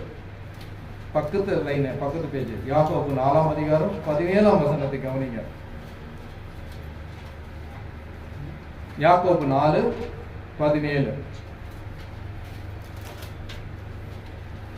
ஆதலால் ஒருவன் நன்மை செய்ய அறிந்திருந்தும் அதை செய்யாமல் போனால் அது அவனுக்கு பாவமா இருக்கும். இது எப்படி இருக்கு பாருங்க. 3வது காரியம், இதெல்லாம் ஒருத்தரை காட்டி கொடுத்தாச்சு, பாவமாச்சு. தேவனுடைய வார்த்தையை மீறியாச்சு, பாவமாச்சு. நன்மை செய்யும்படி உனக்கு திறன் இருந்தும் அதை செய்யாமல் போனா பாவம். இது எப்படிங்க? இது என்ன நியாயமாகும்? நீங்களே சொல்லுங்க. இதுதான் நியாயம். இப்ப நம்ம ஒருத்தருக்கு முன்னாடி ஒரு ஆக்சிடென்ட் ஆகி விழுந்துட்டுக்கிறாரு. நீ பார்க்காம அவர் உதவி செய்யாம போன என்ன ஆயிடுச்சு? பாவம் சொல்றாரு. நீ ஏன் அவருக்கு உதவி செய்யல? அட்லீஸ்ட் ஒரு போன் பண்ணி அந்த ஆம்புலன்ஸுக்காவது நீ சொல்லிட்டு போகணும். இல்ல அட்லீஸ்ட் அவனை சைடியாவது தூக்கி வைக்கணும். ஒரு சொந்தக்காரனா இன்ஃபார்ம் பண்ணணும். ஒருத்தன் கஷ்டத்துல இருக்கிறான், பசின்னு வந்து நம்மள கேட்கறான், நம்ம கிட்ட காசு இருக்கு 100 ரூபாய் தான் இருக்கு, நான் போறேன், நான் சாப்பிட போறேன்றான். அவன் பசின்னு கேட்கறான், நீ அவனுக்கு வாங்கி கொடுக்கணும்னு சொல்றாரு. 50 ரூபாய் அவனுக்கு செலவு பண்ணி ஆகணும். உனக்கு என்ன சொல்றாரு? உங்ககிட்ட பணம் இருக்கு, உங்ககிட்ட நன்மை செய்யறன்ற காரியம் இருக்கு, உங்ககிட்ட இருதயத்தில் இருக்கு, உங்ககிட்ட இருக்கு. ஆனா நீ செய்யாம போனா பாவம் சொல்ற. நன்மை செய்யும்படி நமக்கு திறன் இருந்து அதை செய்யாம இருந்தா கூட பாவம். எப்படிங்க இது? எப்படி தேவனுடைய வார்த்தை எப்படி இருக்கு பாருங்க. இப்ப எல்லாருக்கும் திறன் இருக்கா இல்லையா? உதவி செய்யற திறன் இருக்குங்க. இப்ப நான் ஒரு வாட்டி அர்ஜென்ட்டா என்ன பண்ணிட்டு இருந்தேன், தொம்பலூர் சர்ச்சு போய் ஓடிட்டு இருந்தேன். இவ்வளவு பெரிய பாட்டில் 2ஆ உடச்சு ரோட்ல போட்டுக்கிறாங்க. பஸ் மிஸ் ஆயிடுச்சு, ஓடிட்டு இருக்கேன். நான் சொல்ற பழைய இது ஒரு 2005-2010 இருக்கும். ஓடிட்டு இருக்கேன். இவ்வளவு பெரிய பாட்டில் ஒடிஞ்சு விழுந்துட்டு இருக்கேன். 2 பேர் நடந்து வந்துட்டு இருக்காங்க. ஒரு வயசானவங்களும் ஒருத்தர் ஒரு அம்மாவும் நல்லா இருக்காங்க. அவங்க வந்துட்டு இருந்தாங்க. குடு ஏன்பா எங்களால குனிய முடியல, அந்த பாட்டில் எடுத்து. இல்லம்மா சர்ச்சுக்கு டைம் ஆச்சு. இந்த அம்மா என்ன சொன்னாங்க தெரியுமா? என்ன சொன்னாங்க தெரியுமா? ஏன்பா இங்க இருக்கிற கண்ணு முன்னால நிற்கிற பாவத்தை என்ன பண்ண தள்ளாம மற்றவங்களுக்கு குத்திக்காதா? இதை எடுத்து போடாத, அங்க போய் நீ என்ன பண்ண போற? ஒரு நிமிஷம் நான் ஷாக் ஆயிட்டேன். ரிட்டர்ன் ஓடி வந்து அந்த பாட்டில சைட்ல எடுத்து போட்டேன். பாருங்க, அந்த இடையூறு செய்யறது என்ன சொல்ற? அப்ப என்ன பண்ண? உனக்கு தெரியும் இல்ல அது பாவம், அது அடிப்பட்டா என்ன பண்ண? குத்திக்கும் தெரியும் இல்ல. நீ பார்க்காத போய் அங்க என்ன பண்ண போற? சர்ச்சில் போய் நீ என்ன பண்ண போற? கேள்வி. அவங்க கேட்ட கேள்வி எப்படி இருந்தது? அடிச்ச மாதிரி இருந்துச்சு. என்ன எடுத்து அதை சைட்ல போட்டு திரும்ப ஓடினேன் சொல்றாரு. அப்போ பாவத்தை எப்படி சொல்றாரு? நீ உனக்கு என்ன சொல்ற? நன்மை செய்யும்படி உனக்கு திறன் இருந்து செய்யாம போனா பாவம். நம்ம கிட்ட ஒருத்தர் வந்து உதவி கேட்கறாங்க, கடமை கேட்கறாங்க. நீங்க கடன் கொடுக்கணும், இல்லைன்னு சொல்லக்கூடாது. இருந்தா இல்லைன்னு சொல்லக்கூடாது. இருந்தா உனக்கு கேட்டு 100 ரூபாய் இருக்கு, நீங்க கொடுக்க வேணாம், போங்க. கொடுத்தா கொடுக்க வேண்டி போங்க. ஆனா திறன் இருந்து செய்யாம போனா பாவமா மாறும். அது நம்ம கிட்ட உதவி செய்யற சக்தி இருந்து கொடுக்காம போனா அது பாவத்தின் சம்பளத்துல கணக்குல எழுதப்படும். பாருங்க, 3 விதமான பாவத்தை நம்ம இன்றைக்கு பார்த்தோம் இல்லைங்களா? நமக்கு உதவி செய்யும்படி சக்தி இருக்கு, மற்றவங்களுக்கு கொடுக்கணுன்ற எண்ணம் இருக்கு, ஆனா தரமாட்டோம். சக்தி இல்லைன்னா ஓகே, இருக்கு இல்ல தரலாம் இல்ல, இதுவும் பாவங்க. இப்படிதான் சொல்றாரு பாருங்க. அந்த வசனத்தை நல்லா கவனிச்சு பாருங்க. ஆதலால் ஒருவன் நன்மை செய்யும்படி அறிந்திருந்தும் அதை செய்யாமல் போனால் அது அவனுக்கு பாவமா இருக்கும். நன்மை செய்யும்படி அறிந்தது, என்கிட்ட திறன் இருக்கு, அவன் செய்யாம போனா அது பாவம். தெரியும் எனக்கு நன்மை செய்யணும், என்கிட்ட திறன் இருக்கு, அதை செய்யாம போனா அது பாவமாகும். ஒரு தர்மம் செய்யறதுக்கு கூட என்ன, நீ கொடுக்கலன்னா அது பாவமாகும்னு சொல்றாரு. 2 துணி இருக்குது, அதை ஒரு துணி என்ன பண்ணலாம்? கேட்கறவங்களுக்கு கொடுக்கலாம். நம்ம கிட்ட இருக்குல்ல, நெக்ஸ்ட் மாத்திரத்துக்கு கூட இருக்கு, அதை வச்சுட்டு என்ன பண்ண போறோம்? அவங்களுக்கு கொடுக்கலாம். நாம எங்க யோசிக்கிறீங்க? நான் என் தம்பிக்கே போட விட மாட்டேன், மற்றவங்களுக்கு கொடுத்துருவேன் நான், அப்படித்தானே யோசிக்கிறோம். எங்க அக்காக்கே நான் கொடுக்க மாட்டேன், உனக்கு கொடுத்துருவேண்ணா போ, அது கிழிஞ்சா கூட கிழிட்டோம். நமக்குள்ள அப்படி இருக்கு. இதெல்லாம் பாவத்துல போய் சேருன்ற. யோசிங்க, நாம நன்மையான காரியங்களை சிந்திக்கணும். ஜீவனுள்ள நாளெல்லாம் பரிசுத்தம் ஆக்கப்பட்ட தேவனிடத்துல நம்ம சேரணும்னா இந்த குவைட்னஸ் எல்லாம் வரணும்னு சொல்றாரு. இதெல்லாம் உங்களுக்குள்ள வரணும். முதல்ல எனக்குள்ள வரணும். எப்படி சொல்றாரு பாருங்க, பாவத்தின் சம்பளம் மரணம் சொன்னாரு. அது எத்தனை விதமா பிரிக்கணும். நம்மளாம் என்ன நினைச்சுக்கிறோம், கொலை பண்ணிட்டா பாவம், விபச்சாரம் பண்ணிட்டா பாவம், மற்றவங்களை ஏமாத்திட்டா பாவம், மற்றவங்களை சொத்தை அபகரிச்சுட்டா பாவம், அப்படிதான் நினைக்கிறோம். இது கூட பாவம், இது கூட பாவம். எல்லாமே அநீதி சொல்லு. இப்ப தேவன் சொன்ன வார்த்தை உங்களுக்கு புரிஞ்சா, அநீதி எல்லாமே பாவம். அநீதின்ற வார்த்தையே பாவத்துக்கு உள்பட்டு வருது. அப்ப நாம தெரிந்து கொண்டிருக்கிற நாம பாவ செயலுக்கு ஈடுபட கூடாது. தொடர்ந்து ஒரு வசனத்தை வாசித்து முடிக்கிறேன். 1 யோவான் பக்கத்திலேயே இருக்கு. 1 யோவான் 3ஆம் அதிகாரம் 6 வாசனம். அவரில் இழுத்திருக்கிற எவனும் பாவம் செய்வதில்லை, பாவம் செய்கிறவன் எவனும் அவரை காணவும் இல்லை, அவரை அறியவும் இல்லை. எப்படி சொல்றாரு பாத்தீங்களா? எப்படி இந்த வார்த்தை நம்மளை புத்திர மாதிரி இருக்கா சொல்றாரு. அவரில் நிலைத்திருக்கிற எவனும் பாவம் செய்வதில்லை. அவர்கிட்ட நான் இருக்கிறேன்னு சொல்றவன் அவன் பாவம் செய்ய மாட்டான். ஏன்னா பாவம் செய்யும்போது என்ன பண்ணுவாரு, அவருடைய வித்து நமக்குள்ள இருக்கு. வித்து என்ன தெரியுமா? அப்போ திராட்சரசம் இருக்கிறீங்களா, அவங்க கருணாவில் ஆண்டவராக இயேசு கிறிஸ்துவோட வித்து உங்களுக்குள்ள இருக்கு. அது நெக்ஸ்ட் வருது சொல்றாரு, எனக்குள்ள இருக்கிறேன்னு சொல்றவன் அவன் யாரும் பாவமே செய்ய மாட்டான். அவனுக்கு என்ன இல்ல, பாவத்தின் செயல் அவனுக்கு தெரியாது. சொல்றாரு, அவரில் நிலைத்திருக்கிறேன் எவனும் பாவம் செய்வதில்லை, பாவம் செய்கிறவன் எவனும் அவரை காணவும் இல்லை, அவரை அறியவும் இல்லை. பாவம் செய்கிறவன் யாரும் என்ன பண்ணல, தேவனை அறியல, தேவனை பத்தி அவனுக்கு தெரியலன்னு அர்த்தம். பாவம் செய்கிறவன் தேவனை பத்தி தெரியலன்னு அர்த்தம். அப்ப நம்ம நினைச்சுக்கோ, நான் ஞானஸ்தானம் எடுக்கல, எனக்கு பாவனா தெரியாது. அது எப்படிங்க? நீங்க கத்தில அவனை குத்தி பாருங்க, பாவனா என்னன்னு உங்களுக்கு யார் காட்டுவாங்க? போலீஸ்காரனுக்கு காட்டுவாங்க. இப்ப சொல்லுங்க, எனக்கு இது நான் அறியாத செஞ்சுட்டேன்னு சொல்லி பாருங்க. ஏன்? இங்க தேவனிடத்துல நம்ம என்ன பண்ணலாம், அவர் பரலோகத்துல இருக்கிற நம்ம என்ன வேணா செய்யலாம், நம்ம என்ன பண்ணலாம் மாத்தி. இங்க சொல்றாரு, என்னை அறிந்தவன் பாவம் செய்ய மாட்டான், என்னை அறியாதவன் என்ன பண்ணுவான், பாவத்தை செய்வான். வாசிங்க 7. பிள்ளைகளே, நீங்கள் ஒருவராலும் வஞ்சிக்கப்படாதிருங்கள். நீதியை செய்கிறவன் அவர் நீதி உள்ளவர் என்று தானும் நீதி உள்ளனாயிருப்பான். நீதியை செய்கிறவன் எவனும் எப்படி இருப்பான்? தேவன் நீதி உள்ளவர் என்பதை அவனும் அறிந்து அவனை என்ன பண்ணுவான், நீதியை தான் செய்வான். அநீதியை செய்யாம ஒரு நாளும் போக மாட்டான். நீதியை செய்ய தேவன் கத்து கொடுத்தா நீதியை தான் செய்வான். சொல்றார், பாவம் செய்கிறவன் பிசாசினால் உண்டாயிருக்கிறான். ஏனெனில் பிசாசன் ஆதி முதல் பாவம் செய்கிறான். பிசாசனுடைய கிரியைகள் அழிவுக்கேற்றபடி தேவனுடைய குமாரனே அதை என்ன பண்ணாரு, அழிவிலிருந்து மீட்டார். பிசாசுடைய கிரிகள் என்ன, ஆதி முதல் என்னுடைய வேலை. ஆதினா இங்க ஆதி முதல் ஆதியாகத்துக்கு போயிட்டார். ஆதி முதல் யார வஞ்சித்தான்? முதல்ல ஆதாம் ஏவாளை வஞ்சித்தான். ஆதி முதல் என்ன பண்ண, அவன் வேலை என்ன, தேவனிடத்துல அவங்க போகக்கூடாது, பரலோகத்துக்கு அவங்க என்ன பண்ணக்கூடாது, போகக்கூடாது என்ற எண்ணம் பிசாசுக்கு. அந்த வசனம் கரெக்டா சொல்றாரு. தேவனால் பிறந்தவன் எவனும் என்ன பண்ண மாட்டான், பாவம் செய்ய மாட்டாங்க. அந்த பிசாசுக்கு என்ன, பாவ செயல் செய்கிறவன் பிசாசு தான். அவன் பிசாசினால் பிறந்தவன். அவன் பாவத்தை என்ன பண்ணிக்கிறான், அதுக்காகவே அவன் வந்திருக்கிறாங்க. ஆதி முதல் அவனுடைய வேலையை அதுதான்.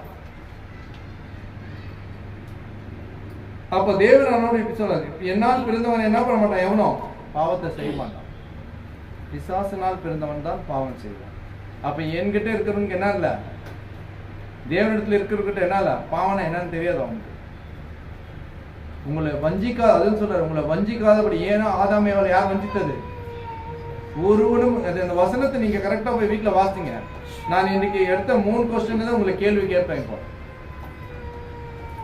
இன்னைக்கு எடுத்த 3 கொஸ்டின் தான் உங்களை கேள்வி கேட்பேன்.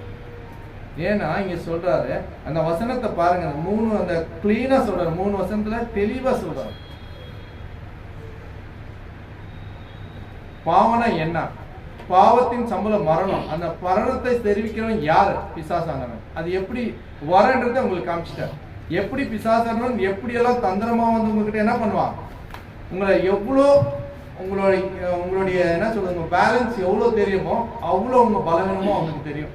நீங்க எவ்வளோ பேலன்ஸ் பண்ணாலும் உங்களுடைய பலவீனமும் ஒரு பக்கம் அவனுக்கு தெரியும். அந்த பலவீனத்துல என்ன பண்ணுவான், உங்ககிட்ட பூந்துருவான்.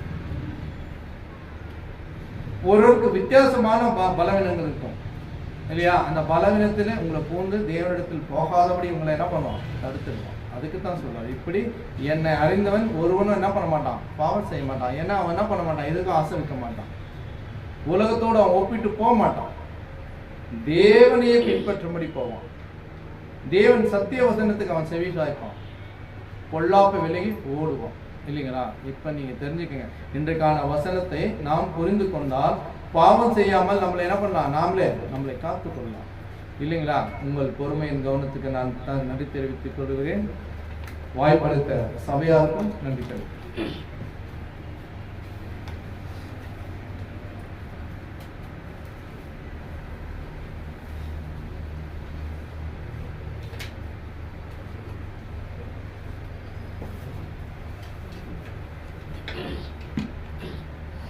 வாரத்தின் முதல் நாள் நம்மளுக்காக ஒரு நல்ல செய்தியை கொடுத்திருக்கிறார். இத 3 விதமா அந்த பாவத்தை நம்ம பார்த்துருக்கோம். அதுல என்ன கற்றுக்கிட்டோன்றதுதான் முக்கியமான விஷயம். அது என்னென்ன பாவங்கள், எந்த டைப், எந்த வெரைட்டி, அதை நீங்க ஒரு புக்கில் குறிச்சு வச்சுன்னு அது வீட்டில் போய் ஒரு பாட்டி சிந்திச்சு பாருங்க. பாவம் பத்தி ஒரு அருமையான ஒரு வித்தியாசம். லூக்கால சொன்ன மாதிரி இயேசு கிறிஸ்துவை யூதாஸ் காட்டி கொடுத்தது, அது கூட இருந்தே நான் காட்டி கொடுத்தது என்ன பேர் ஒரு தப்பு. அவர் எந்த ஒரு ஜீவத்தின் மரணத்தை இறந்துட்டார் அங்கே. அதே போல இந்த உலகத்திலும் அதே தான், இப்போ வரைக்கும் அதே தான் நடக்குது. கூட இருப்பாங்க, நல்லபடியா இருப்பாங்க, ஆனாலும் காட்டி கொடுத்து அவன் எஸ்கேப் ஆயிடுவான். எஸ்கேப் ஆனா தேவன் விட்டுருவாரா? இங்கே எஸ்கேப் ஆயிடுவான். தேவன் விட்டுருவாரா? விட மாட்டார். அவனுக்கு பாவத்தின் சம்பளம் மரணம்ன்றது மேல தேவன் என்ன கொடுப்பாரு, நரகத்தை தான். அதே போல ஆதியாகமம் 3:5 நம்ம பார்த்தோம். பிசாசு ஆதாமியாவை எப்படி ஏமாற்றினான். நல்லபடியா இருந்து நல்லதை சொல்லி அவன் மனதில், அந்த ஏவாள் மனதில் போய் இந்த பழத்தை சாப்பிடு, நன்மை எது தீமை எது தேவன் முன்னாடியே சொல்லியிருக்காரு. ஆனாலும் அந்த பேச்சை கேட்காம அவங்க அதை மீறி சாப்பிட்டாங்க. சாப்பிட்டு தேவன் என்ன கொடுத்தார், ஏதேன் தோட்டத்தை துரத்தி கஷ்டத்தை கொடுத்தார். இன்னொரு பாவத்தை நம்ம பார்ப்போம். யாக்கோபு 4ஆம் அதிகாரம் 17ஆம் வசனத்துல என்ன பார்த்தோம், நன்மை செய்யறதுக்கு நமக்கு திறமை இருக்கு, ஆனாலும் கொடுக்க மனசு இல்லை. இதே தான் நம்ம இப்ப கூட காலகட்டத்துல பார்ப்போம். பிச்சைக்காரனுக்கு காசு இருந்தாலும் காசு போட மாட்டோம். ஐயோ அந்த காசு இருந்தா வேற எதுக்குன்னா நம்மளுக்கு யூஸ் ஆகுமே அப்படி யோசிக்கும். அதுவும் ஒரு மரணத்தின் சம்பளமா இருக்கு. ஸோ இந்த மாதிரி ஒரு இன்னும் நிறைய வசனத்தை நம்ம குமார் பிரதர் சொல்லியிருக்காரு. இதை நம்ம போய் இன்னும் ஆராய்ந்து வீட்டில் ஈவினிங் டைம்ல ஃப்ரீயா இருக்கும் போது ஆராய்ந்து படிங்க. படிச்சு மற்றவங்களுக்கு போதிங்க. இந்த பாவத்தை பற்றி அவங்களும் தெரிஞ்சு மனம் மாறட்டும். நல்ல செய்தியை கொடுத்த குமார் சகோதரர்களுக்கு சபையின் சார்பாக வாழ்த்துக்களை தெரிவித்துக் கொள்கிறேன். நாம் இப்பொழுதாக ஒரு பாடலுக்குள்ளாக கடந்து செல்வோம். பாடலை வழிநடத்தும்படி ராஜன் பிரதரை மற்றும் ஜான் பிரதரை சபையின் சார்பாக நாம் அழைக்கிறோம்.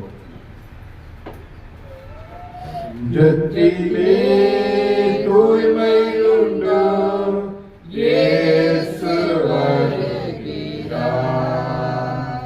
நூறு கொண்ட நெஞ்சத்தையே இயேசு அழைக்கிறார். வருந்தி சுமக்கும் பாவம் உன்னை கொடிய இருளை சேர்க்கும். வருந்தி சுமக்கும்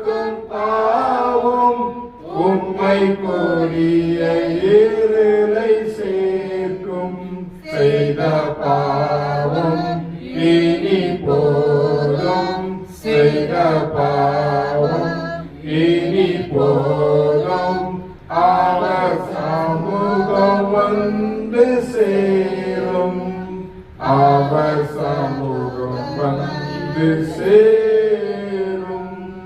நெஞ்சத்திலே தூய்மையுண்டு, இயேசு வருகிறார்.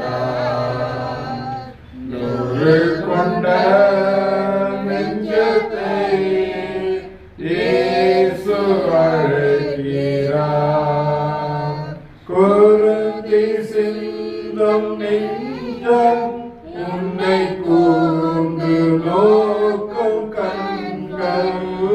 குருதி சிந்தும் நெஞ்சம் உன்னை கூர்ந்து நோக்கும் கண்கள். செய்த பாவம் இனி போதும், செய்த பாவம் இனி போதும். அவர் சமூகம் வந்து சேரும், அவர் சமூகம் வந்து சேரும். நெஞ்சத்திலே தூய்மையுண்டு, இயேசு வருகிறார். நூறு கொண்ட நெஞ்சத்தை இயேசு அழைக்கிறார்.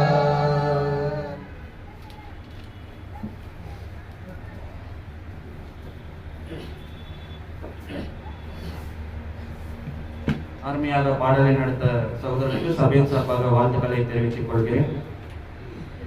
நாம் இப்பொழுதாக கர்த்தரின் பந்திக்குள்ளாக கடந்து செல்வோம். கர்த்தரின் பந்தியை வழிநடத்தும்படி சபையின் ஊழியர் ஜோசப் பிரதரை சபையின் சார்பாக அழைக்கிறோம்.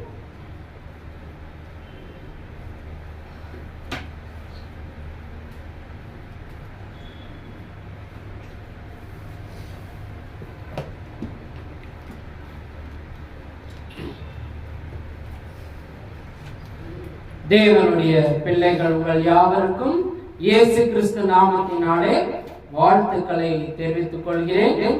நாம் கர்த்தரின் பந்திக்குள்ளாக செல்லலாம்.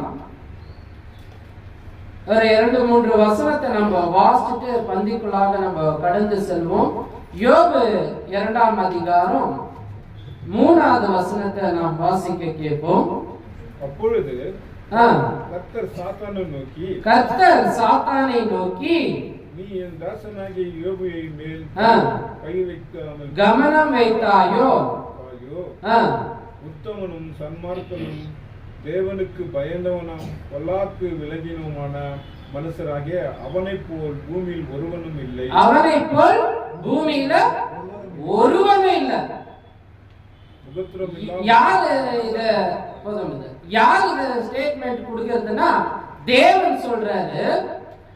யோபு மாதிரி உத்தமனும் சன்மார்க்கனும் தேவனுக்கு பயந்து பொல்லாப்புக்கு விலகுகிறவனுமான மனுஷனாகிய அவனை போல் பூமியில ஒருவனும் இல்லை. பாருங்க எப்படியாப்பட்ட ஒரு காரியத்தை தேவன் வெளிப்படுத்துறாரு யோபு குறிச்சு. வாசிங்க அப்படியே 2ஆம் அதிகாரம் 7வது வசனம். அப்பொழுது சாத்தான் கர்த்தருடைய சந்நிதியை விட்டு புறப்பட்டு யோபின் உள்ளங்கால் தொடங்கி மட்டும் கொடிய பற்களால் அவனை வாதித்தான். அப்போ யோபுக்கு உத்தமனோ நீதிமானோ தேவனுக்கு பயந்தவனுமா இருக்கிற அந்த மனிதனுக்கு தேவன் இன்னொரு ஒரு இது வைக்கிறாருங்க. பிசாசு வந்து கேட்கும் போது அதுக்கு பர்மிஷன் கொடுக்கிறாரு. சரி நீ போ. அவன் என்ன பண்ண, உள்ளங்கால் தொடங்கி அவன் உச்சந்தலை மட்டும் கொடிய பற்களால் அவனை வாதித்து அவனுக்கு எல்லாவற்றையும் வாதையை கொடுக்கறதுக்கு தேவன் என்ன பண்றாருங்க, அனுமதி கொடுக்கிறார். தேவன் கொடுத்த ஒரு நல்ல மனுஷன் நீதிமான் என்று சொன்ன அந்த மனுஷனை சோதிக்கிறதுக்கு அனுமதி தர்றாரு. வாசிங்க அப்படியே 8வது வசனம் 9வது வசனம். அப்பொழுது அவன் மனைவி அவனை பார்த்து, நீர் இன்னும் உம்முடைய உத்தமத்திலே உறுதியாய் நிற்கிறாரோ? தேவனை துஷ்டித்து ஆ, ஜீவனை விடு என்றால் என்ன சொல்றாங்க? மனைவியே சொல்றாங்க. யார? தேவன் யோபுவை அவ்வளவு உயர்த்தி உலகத்துல பூமியில ஒருவனும் இல்லைன்னு சொன்ன யோபுவை இங்க யார் யார் தூசிக்கிறாங்க? பிசாசு சோதிக்கிறான், அவங்க குடும்பம் அழியுது, அவங்க மனைவி தூசிக்குது, இவ்வளோ ஒரு கஷ்டங்களை அனுபவிக்கிறார் யோபு. யோபுக்கும் கர்த்தரின் பந்துக்கு என்னப்பா சம்பந்தம்? பிரதர் ஏன் அங்கத்திலிருந்து இங்க கொண்டாந்து வர்றாரு? நிச்சயமா இருக்கு. இவ்வளோ கஷ்டத்தை கொடுத்த யோபுவுக்கு அதே 2ஆம் அதிகாரம் 6வது வசனம் வாசிங்க. அப்போது கர்த்தர் சாத்தானை நோக்கி, இதோ அவன் உன் கையிலே இருக்கிறான், அவன் உன் கையில் இருக்கிறான், ஆகிலும் அவன் அவன் உயிரை நீ என்ன பண்ண கூடாது? தொடக்கூடாது. ஏன்னா உயிர் கொடுக்கறத எடுக்கிறத யார் கையில இருக்கு? தேவன் கையில இருக்கு. சரி, இவ்வளவு எல்லாம் கொடுத்தாரு, கஷ்டத்தை கொடுத்தாரு, அவருக்கு இவ்வளோ ஒரு உடம்புல வியாதி வந்துச்சு. கடைசியில என்ன ஆகுது? 42ஆம் அதிகாரம் 10வது வசனம். அதே யோபு 42:10. யோபு சிநேகிதருக்காக வேண்டுதலை செய்த போது கர்த்தர் சிறுப்பை மாற்றினார். யோபு முன்னிருந்த எல்லாவற்றிலும் பார்க்கிலும் இரண்டமாய் கர்த்தர் அவனுக்கு தந்தருளினார். என்ன பண்ணிட்டாருங்க? அவர் எல்லாத்துலயும் ஜெயிச்சிருந்தோம். அவருக்கு பூமியில என்ன பண்ணப்பட்டது? எல்லா ஆசீர்வாதமும் கொடுக்கப்பட்டது. சரி, இதுக்கும் இயேசு கிறிஸ்துக்கு என்ன சம்பந்தம்? பாருங்க, தேவன் ஒரு மனுஷனை அவ்வளவு அன்பு செய்யறாரு. அவனுக்கு ஒரு பிரச்சனை வந்த போது அவனை கையை கொடுத்து என்ன பண்றாங்க? தூக்குறாரு, அவனை ஆசீர்வதிக்கிறாரு. அவ்வளவு அன்பு செய்யறாரு மனுஷனை. இயேசு கிறிஸ்துவே அன்பு செய்யல தேவன்? ஒரு கேள்வி யோசிச்சு பாருங்க. தேவனுடைய குமாரன், அவர் ஆதியிலிருந்த தேவனோடு இருந்தவர், தேவனுடைய குமாரனா இருந்து பூமிக்கு வந்திருந்தோம். ஏன் இயேசு கிறிஸ்துவ அன்பு செய்யல? ஒரு நிமிஷம் சிந்திச்சு பாருங்க. மனுஷனை சோதித்தாலும் அன்பு செய்யற தேவன், ரெட்டிப்பா கொடுக்கிற தேவன், இயேசு கிறிஸ்துவையே அன்பு செய்யல. அந்த சூழ்நிலை பாருங்க எப்படி இருக்கு. மத்தேயு 27ஆம் அதிகாரம் 27ல இருந்து நம்ம வாசிப்போம். புதிய ஏற்பாடு மத்தேயு 27ஆம் அதிகாரம் 27ல இருந்து வாசிப்போம்.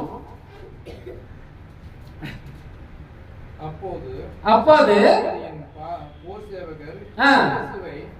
சேனாதிபதியின் அரண்மனையில் கொண்டு போய் கூட்டம் முழுவதையும் அவரிடத்தில் கூடி வர செய்து அவர் வஸ்திரங்களை கழற்றி என்ன பண்றாங்க?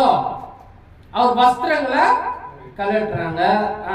சிவப்பான மேலங்கி அவருக்கு உடுத்தி முள்ளினால் ஒரு முடியை பின்னி அவர் சிரசின் மேல் வைத்து வலது கையில் ஒரு கோலை கொடுத்து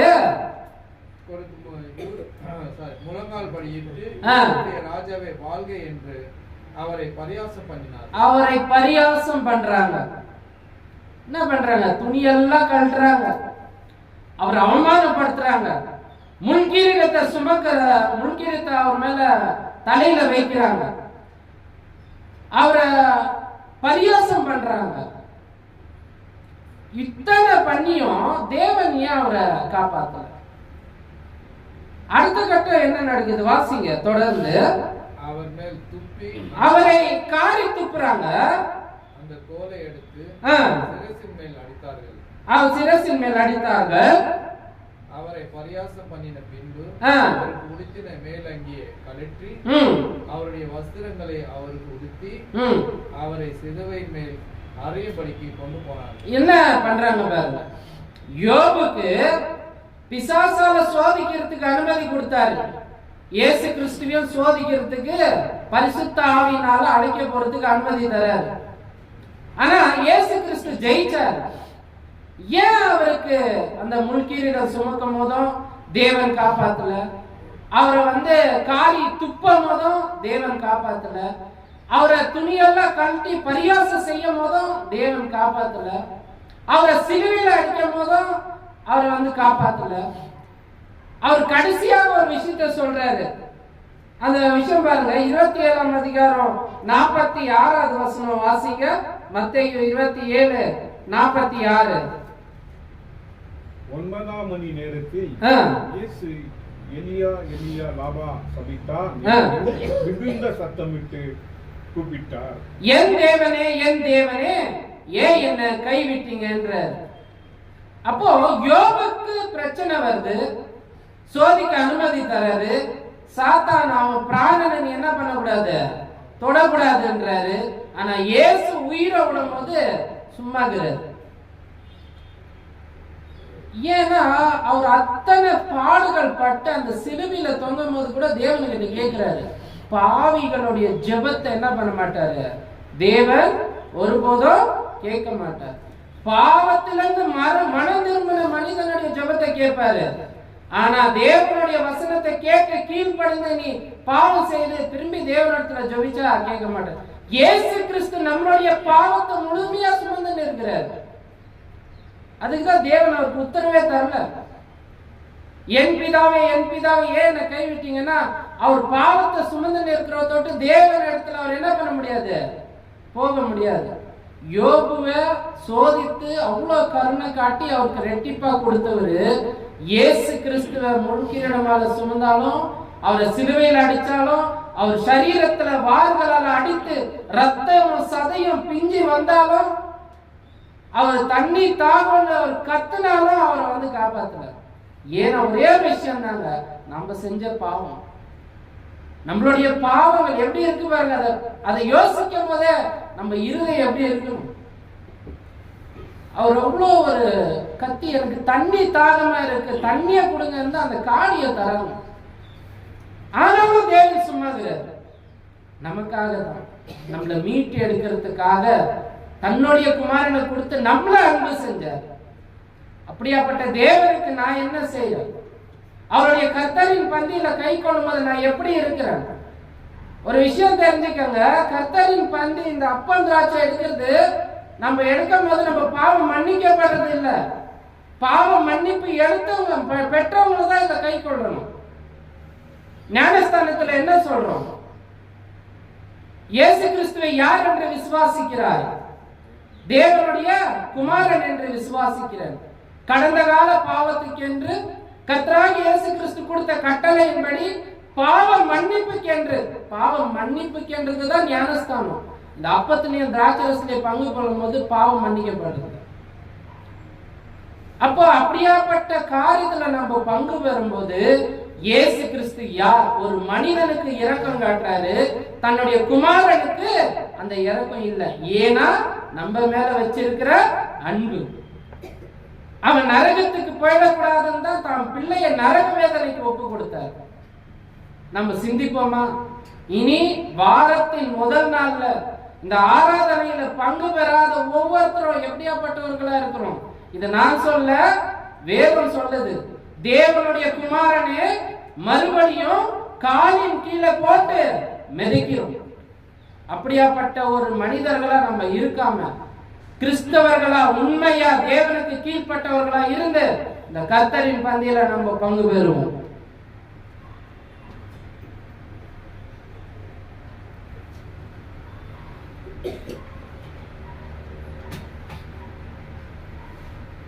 அப்பத்திற்காக ஜெபிக்கும்படி நாம் சார்பை பெறுகிற சபையின் சார்பாக அழைக்கிறோம். அனைவரும் எழுந்து நின்று நம்ம ஜெபத்திலே பங்கு பெறுவோம்.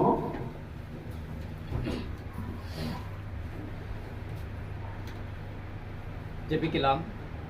அன்பின் பரலோக பிதாவே, உமக்கு ஸ்தோத்திரம் அப்பா. உம்முடைய குமாரனாகிய இயேசு கிறிஸ்துவின் இந்த சரீரத்துக்கு ஒப்பான இந்த அப்பத்தை ஆசுவது இதில் பங்கு பெறுகிற எங்களை தன்னை சோதித்தறிந்து இதில் பங்கு பெறுக வேண்டும் என்று மன்றாடுகிறோம். இதில் பங்கு பெறுகிற ஒவ்வொருவரையும் ஆசை இயேசு கிறிஸ்துவின் நாமத்தில் கேட்கிறேன் எங்கள் ஜீவனுள்ள பிதாவே.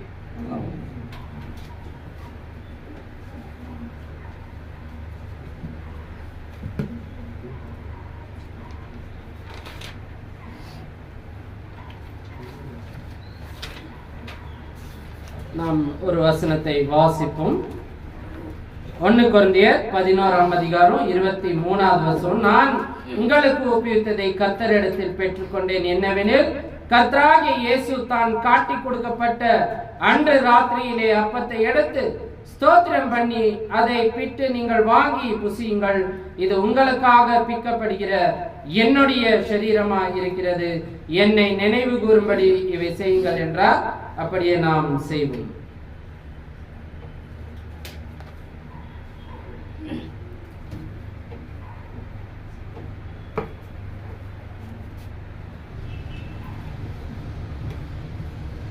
திராட்சரசத்துக்காக வின்சென்ட் பிரதர் ஜெபித்து தரும்படி சபையின் சார்பாக அழைக்கிறோம்.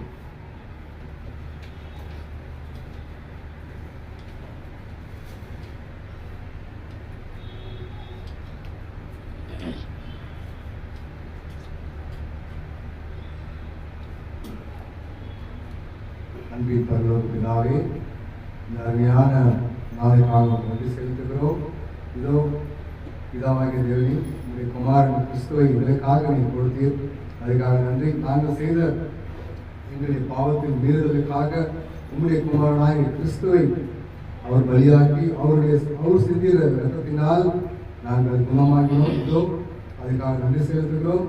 இதோ நீ சொல்லியிருப்பதான உடன்படிக்கை, இதோ இதை புசிக்கிறவன் கடைசி நாளிலே எழுப்பப்படுவதற்காக நன்றி செலுத்துகிறோம். இதை புசிக்கிற நாங்கள் மனம் திரும்பி உம்முடைய அதை நாம் மரணத்தை நினைவுக்கும்படியாக செய்கிறோம். நன்மை இயேசு கிறிஸ்து நாமத்தில் ஜெபிக்கிறோம் பிதாவே, ஆமென். போஜனம் பண்ணிய பின்பு அவர் அந்தபடியே பாத்திரத்தை எடுத்து, இந்த பாத்திரம் என் இரத்தத்தினால் ஆகிய புதிய உடன்படிக்கையாய் இருக்கிறது, நீங்கள் இதை பானம் பண்ணும் போதெல்லாம் என்னை நினைவு கூறும்படி இதை செய்யுங்கள் என்றார். நாம் அப்படியே செய்வோம்.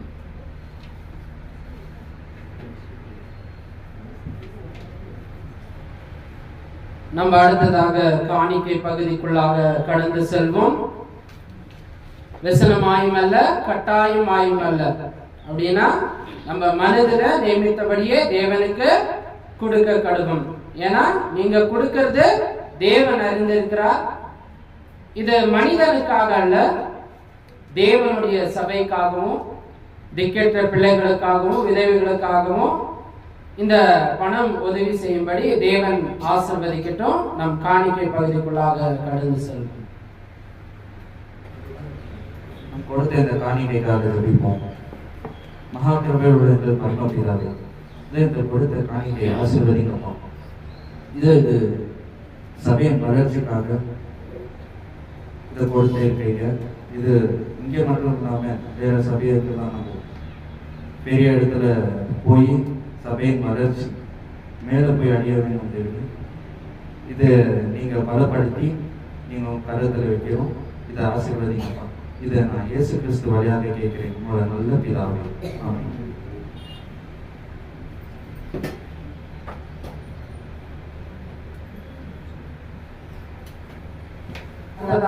சபையின் அறிவிப்புகளாக கடந்து செல்லுவோம்.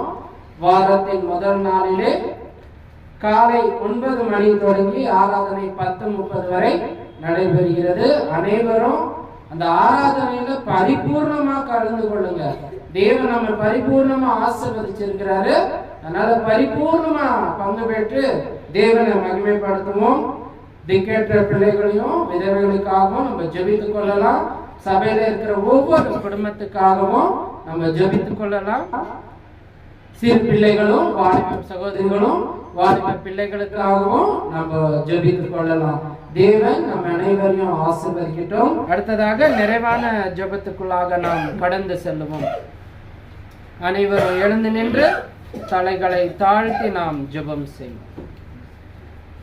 மகா கிருபையும் இரக்கமும் நீதியும் நிறைந்த பரலோகத்தின் நல்ல தகப்பனே, இந்த அருமையான வாரத்தின் முதல் நாளிலே நாங்கள் உம்மை அப்பா பிதாவே என்று அழைக்கும் அந்த ஸ்வீகார புத்திர பாக்கியத்தை எங்களுக்கு தந்து உம்முடைய ஆராதனையில நாங்கள் பங்கு பெறும்படி ஒவ்வொருவரையும் நீர் ஆசீர்வதிச்ச தயவுக்காக நன்றி தகப்பனே. தகப்பனே, நீ ஒருவரே மெய்யான தேவன் என்று நாங்கள் விசுவாசிக்கிறோம் அப்பா. எங்களுக்கு அந்த நித்திய ஜீவனை தரும்படி உமது ஒரே பேரான குமாரன், உமது நேசகுமாரனை எங்களுக்காக தந்து எங்கள் பாவங்கள் மன்னிக்கும்படி அவர் தன்னுடைய ஜீவனை கொடுத்து இம்மட்டுமா எங்கள் மேல் அன்பு செய்ததுக்காக நன்றி தகப்பனே. நாங்கள் சாத்தானுடைய வார்த்தைக்கு வஞ்சிக்கப்படாமல் தகப்பனே, தெரிந்தும் அந்த பாவத்தில் நாங்கள் விழாமல் எங்களை உம்முடைய வசனத்தை கொண்டு பலப்படுத்தினதற்காக நன்றி தகப்பனே. இருப்பதிலும் நாங்கள் மற்றவர்களுக்கு கொடுத்து பழகி அநேகருக்கு நாங்கள் கிறிஸ்தவர்கள் என்று ஒரு முன்மாதிரியாக இருக்கும்படியும் எங்களை ஆசீர்வதிச்சதுக்காக நன்றி தகப்பனே. பிதாவே, இந்த ஆராதனை பரிபூர்ணமாக ஆவிக்குரிய ஜீவ பலியாக இருந்தது என்று நாங்கள் விசுவாசிக்கிறோம் அப்பா. தகப்பனே, இந்த ஆராதனையில் ஆரம்பம் முதல் முடிவு வரை உங்களுடைய கிருபை இருந்தது நாங்கள் விசுவாசிக்கிறோம் தகப்பனே. பிதாவே, இதோ தலை சாய்த்திருக்கிற ஒவ்வொரு சகோதர சகோதரிகளையும் நீர் ஆசீர்வதிங்க. மனுஷனோ முகத்தை பார்க்கிறான், தேவனோ நீர் எங்கள் இருதயங்களை பார்க்கிறவர். எங்களுடைய அந்த எல்லா காரியங்களையும் உம்முடைய கிருபை உம்முடைய சமாதானம் இருக்கட்டும் அப்பா. தகப்பனே, ஒவ்வொரு இருதயங்களையும் என்னென்ன ஒரு யோசனைகள் இருக்கோ நீர் அறிந்திருக்கிறீர். அவர்களுடைய எல்லா ஒரு காரியங்களிலும் பாவங்களை நீக்கி அவர்களுடைய பிரச்சனைகளை நீக்கி அவரை பரிசுத்தமாக்கி கிறிஸ்தவர்கள் என்று அவர் முத்திரை போடப்பட்ட வசனத்தினாலே ஆசீர்வதித்து அவரை பலப்படுத்துங்க அப்பா. தகப்பனே, இதோ வாலிப சகோதரிகளை நீர் ஆசீர்வதிங்க. இதோ தகப்பனே, வேதத்தில் சொன்னது போல இந்த பிள்ளைகள் மற்றவர்களைப் போல இதோ தவறான பழக்க வழக்கத்தில் போய்விடாமல் தகப்பனே, தவறான நண்பருடைய உபதேசத்தில் போய்விடாமல் தாய் தகப்பனுடைய வார்த்தைகளை கேட்டு கீழ்ப்படிந்து சத்தியத்துல வளரும்படி அவர்களை ஆசீர்வதிங்க தகப்பனே. சிறு பிள்ளைகளையும் நீர் ஆசீர்வதிங்க தகப்பனே. தகப்பனே, ஒவ்வொரு குடும்பத்தையும் உடைய கருத்தில் ஒப்பு கொடுக்கிறோம் அப்பா.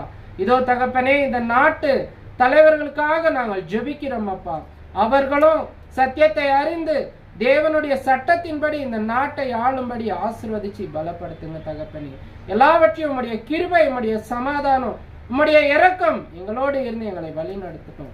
உண்மையே உயர்த்துகிறோம், எங்களை தாழ்த்துகிறோம். இயேசு கிறிஸ்துவின் இன்ப நாமத்தில் ஜெபிக்கிறோம் ஜீவனுள்ள நல்ல பிதாவே, ஆமென். சமாதானம்.